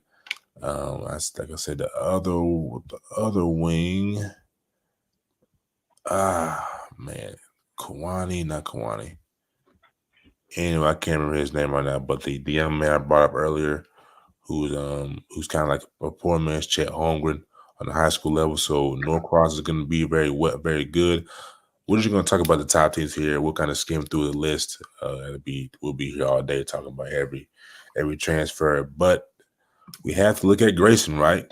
Led by was probably last year's coach of the year, Coach Jeffrey Pierce, Kawane Garris, son of a former pro player, 6'5" combo guard, played for Team Huncho this past AAU circuit. A guard that really excels at getting downhill, passing IQs off the charts. He's unranked right now on all major recruiting platforms. Shifty, made some noise this year. So he's a stock riser, so that's a name to look out for. It's just and Caleb Holt, Chris McClavish, a guard that transferred in from Kell. He's a 3-level scorer, but get this, he's a very, very elite shooter. Went 5 for 5 last year versus the Cula from beyond the strike, trying to be beyond the 3-point line. He can shoot. He excels shooting off the dribble, comes off screen. So whoever's guarding him is going to have a lot of energy. So Grayson is very, very much very loaded. And, of course, you already know about Caleb Holt. I believe he's the number 3 ranked player in the class of 2026 from Buckhorn High School. Already a sensation. Already he's got attention. It's going to be interesting to see what shoes he plays with this year. I know he likes to play in those Jordan Street shoes. As we saw, I think he was in OTE, as we saw on Swiss Cultures. Transitioning into Wheeler. I know Naj will have some intel on this group as well. Colbin Landrew, he transferred in as a good. He transferred in as a good offensive piece from Thompson, Alabama. I believe he's a dual sport athlete as well. I'm not sure if he's going to play football for the Wheeler Wildcats, but he's an exceptional basketball player. Tyler Jordan, who we saw this summer, Kevin Savage, and Mr. Suttle. Now, the question marks for Jordan, Savage, and Suttle, right? In my opinion, I think Grayson's the team to beat in that 6A this year. But can Tyler Jordan, can he be consistent? Can he show up every night? We know what he offers on the defensive end. Of course, he's going to have to, he's going to have to guard more night in, night out. But we definitely seen that upside on the defensive end. Offensively this summer with the game of league, we're like, man, he could be a little more consistent. He could be more dominant on the offensive end. So that's some question marks for me. And for Mr. Savage, being a smaller guard, man, can you defend the larger guards? If not, can you just stay out of foul trouble, man? You're more versatile.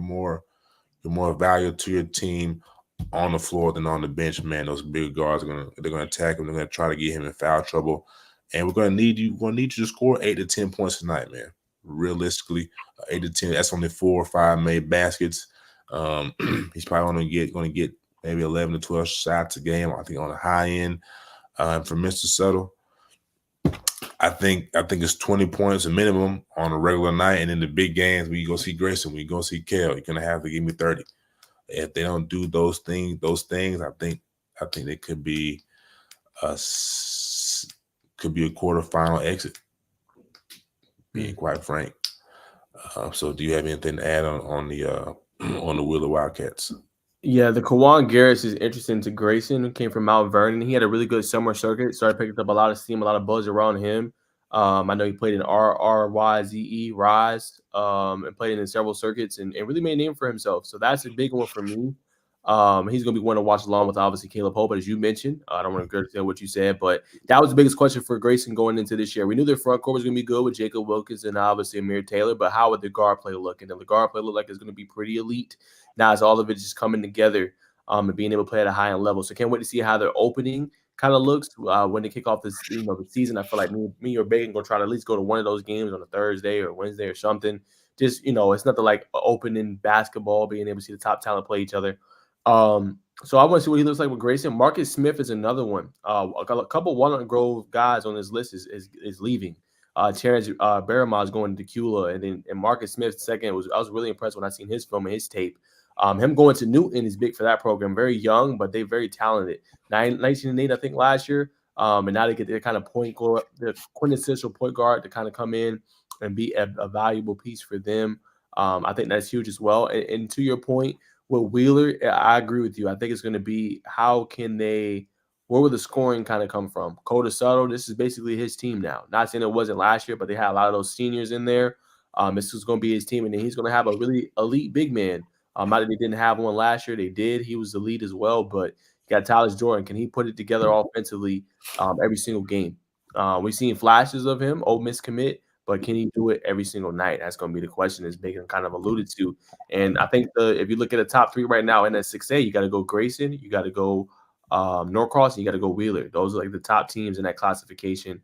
And I think Norcross had a down year last year, according to their standard, but Coach Mack does a good job of having that team always ready to go. So I think that's interesting. And last but not least, I wanted to mention Lee County losing a lot of their pieces that were good last year. Josiah Parker going to OTE, and then Will Miles going to Etowah. So that's going to be huge losses for them. Parker, I think, was their second leading scorer last year for their team. So that's something to watch. Can they retool? Will they still be as good? We'll find out. 100%. Marcus Smith was definitely one of the most intriguing prospects, 3-star guard on this list, man. I think it was a clip on his Twitter, man. He got 3-4 steals back to back. Could dunk the ball. He's a dog, man. Will Newton be able to compete with the upper echelon of 6A ball? I don't know. That'll remain to be seen. I think Jeremy Dent is a name to keep up with this year, transferring to Douglas County. I'm not too familiar with how Douglas is going to be offensively. I know historically Douglas County is a powerhouse when it comes to basketball. Combo guard, 6'1". This guy, he plays with a lot of confidence, can shoot the ball, can drive to the basket. But as a young man, I'll come back to sharing the screen. We'll kind of run through the transfer list, but I want to share the screen for Mr. Charles Matthews. I think he's at Westlake. Yes, he's at Westlake. And he played with the Alabama Fusion. Alabama Fusion is a well-known team. I believe they're out of Huntsville. He was at the EYBL Peach Jam. This was a building that looking back, I wish I would have went and watched the junior EYBL.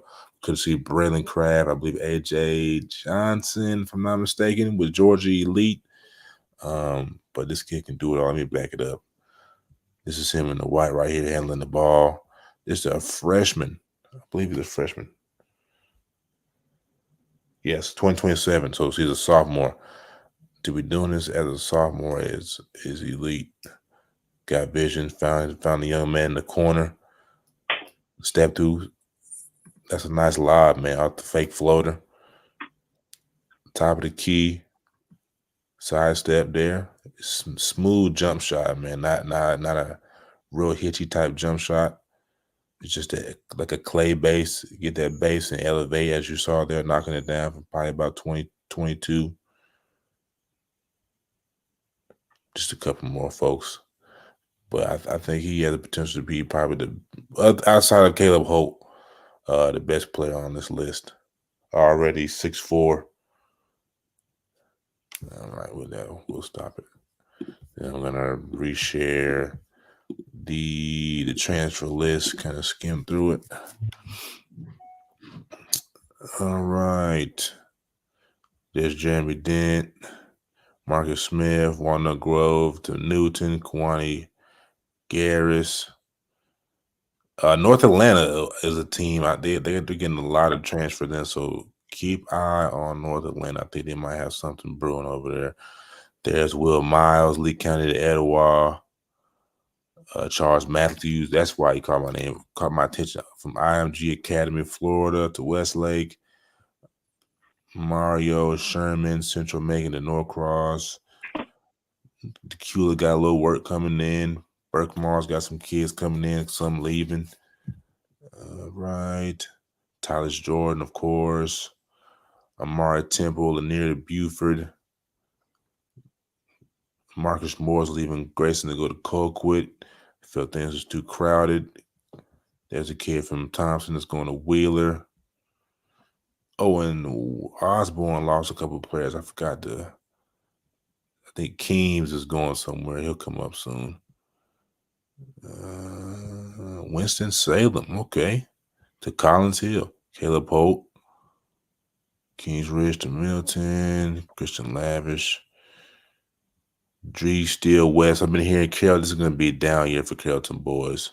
That remains to be seen. Heard from a pretty reliable source, though. Hakeem Weems. Oh, that's big. From Osborne to Newton. Newton's going to be solid this year. I like Hakeem Weems.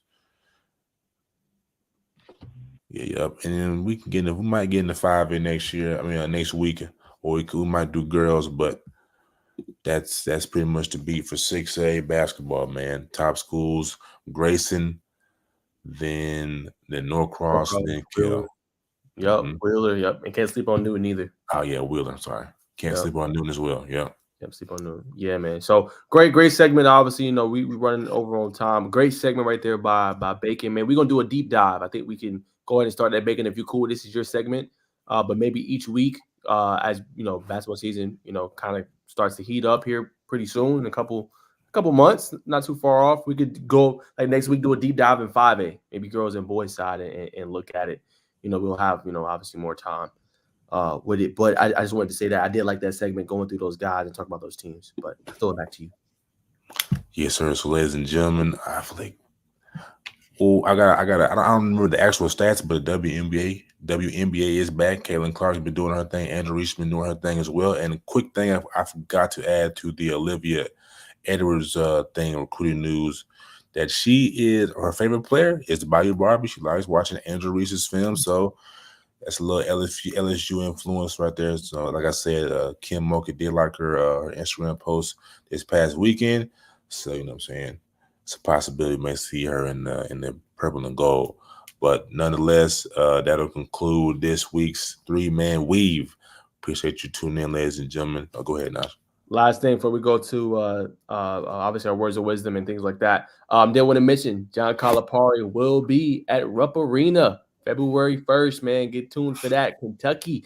He will be in the Arkansas uniform, Arkansas polo. So you Kentucky fans can look forward to that. And Georgia Tech released their non-conference schedule. We won't go all the way through it, but they will play West Georgia in their first game as they make the jump to the Atlantic Conference. West Georgia. We'll play who? You need to be in the building at McCamish Pavilion, game 1 at Georgia Tech, playing West Georgia. I know you got to get in that one, Bacon. That's why I brought it up. We'll move on. Come on, you went to West Georgia. You're an alum, a graduate. You got to get in there, my guy. Yeah. Wanted to bring that up as well, man. But that's all we got. Yes, sir. Of course, that's all we got for 3-Man Weave. We'll dive in a little bit more next week, and talk all about the latest sizzling hoop news. Well said, brother. So we'll be transitioning into words of wisdom. We haven't heard from Jerome in a minute. So Jerome, what are your nuggets? Wake up down there, buddy. I'm not awake. Got like 2 hours sleep. So super quick. Want to just quick word of wisdom. Have a set mind on what you want to do and take it. You know what I mean? If there's something that you want to do and you're passionate about it and you want to do it, take that route. No matter what type of obstacles, no matter what gets in your way, take that route and focus and lock in. You know what I mean? And once you lock in, you know what I mean, you don't know what's gonna go in. So once you find your passion, once you figure it out, lock in, man. And blessings are gonna keep coming. It's gonna be some hard times. Gonna be some sleep this night, but lock in and do your thing, man. I'm gonna do that. Feel you on that. I'll be quick on mine. For any players or anybody that's watching, My key thing to you guys: be ready for your opportunity when it comes. You never know who's watching you, and that speaks for us. And obviously, we had a long week, me and Jay, and obviously Bacon did too. Very long Saturday for me and you, Jay. But just be ready, man. Like I know it's been years coming for me, and it's crazy. I'll say this quick small story. I remember I was starting with Score, and I was like, man, one day I want to do that. Like I want to be on the set, giving my analysis on the game. Being able to do it. And he was like, we're kind of filled there already. We kind of already have our guys. But sometimes you got to just keep going and be persistent and beat that door down. Next thing you know, a few months later, I had a show and I started being featured just a little bit more. And then, this past week, 2 years later, I was, doing the post-game interview with the head coach. And obviously the player was on TV for mostly throughout the day. And also I led the Georgia High School Media Day hosting it, the whole thing, basically. 20 minutes rest. So it just goes to show you persistency is key. You never know who's watching, and be ready for your opportunity when it comes. And you never know what can happen. I'll leave it at that. 100%, man. I kind of build off what he said. In this life, you're going to have to do things that you don't want to do, things that are going to be extra things added onto your plate on top of things that you want to do to be great, whether it be family things, responsibilities, just keeping your ducks in a row. Just trick your mind. Look at it as a game, especially being a man. But I'm sure young men, women as well. Just look at it. You got to get up at 4 a.m. You got to do chores. You got to do your schoolwork, and you got to help your sisters with their homework. Just look at it as like, man, anybody else doing this one, and how can I persevere and do this? I think when you flip that switch, you kind of make it a game for yourself. Like, man, what else can I do? I think that's a big separator. That's when it becomes kind of fun. Just challenging yourself and flipping that mentality. That's my words of wisdom for tonight. All right. Yeah. All right. Where we're gonna be at this week? We already kind of mentioned it, but I'm gonna go quick. We're gonna be at the me and Baker's gonna be at the Mooney Gainesville game. Super excited! Can't wait to do that. Good, 2 hours, 3 hour ride, something like that? Yeah, 2:45 maybe. 45, yeah. So that's gonna be a fun little road trip. We're probably gonna have a little vlog or something like that coming out. With that, on Friday. I will be at the Douglas County versus Jonesboro game. Where you guys gonna be at? Same place, brother. Any shooters that are watching this and need somewhere to go, man, if I could get somebody to go to Central Carrollton and get that Oxford game, man, that's going to be some must-see content. We already know, I think Unlock Your Game is going to be there. But any other content creators that want to go out there, you know what I'm saying, definitely let Naj, Jerome, or myself know, man. So where you going to be at Friday? Jonesboro, and I'm be in Douglas County for the Jonesboro game. Oh, yeah, both going to be there. Yeah. Hey, no, I didn't see it. We didn't set this up. I didn't know. I got to see this one, bro. Okay, well, I guess I will be seeing you guys down there at Moody. I will be driving solo. I'm gonna go visit some fam, and then I guess I might try to hook y'all up with the hookup down there. I know, like I said, I know a lot of people down there. Get y'all some boys some free food, some nice barbecue. They supposed to have a red carpet type treatment down there when I come, so definitely try to hook y'all boys up. That'll be a lot of fun. And then Friday, I'm not sure. The game of the week is Mill Creek versus Norcross, but I don't know what my role is yet. So I'll leave it at that. I don't know. But we will find out. But that's where I'm at. Okay. Nice. All right, boys. Once again, get these guys up. I did not update this, so give me 2 seconds to update this. I think it's correct here. But how the boys get to 10,000, man? Not at 3,600 plus. Bacon at 2,500 plus. I know he's been working on his personal page as well, so it'll be kind of splitting the duties between those two.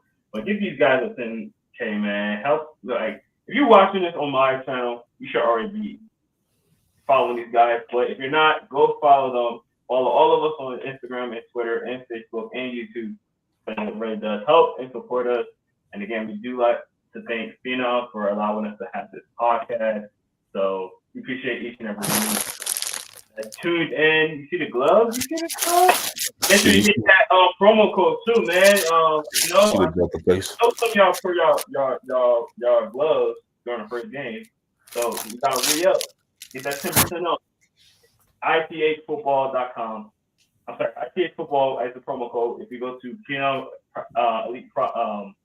brands.com, you can find all that great stuff on there.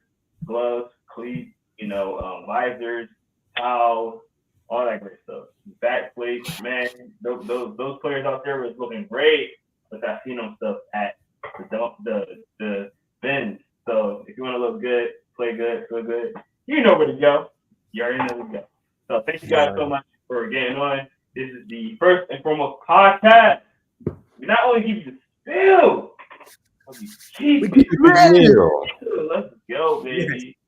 Yes. Thank you guys so much for checking us out. We'll see y'all next time. Hopefully, First and foremost. King Drew.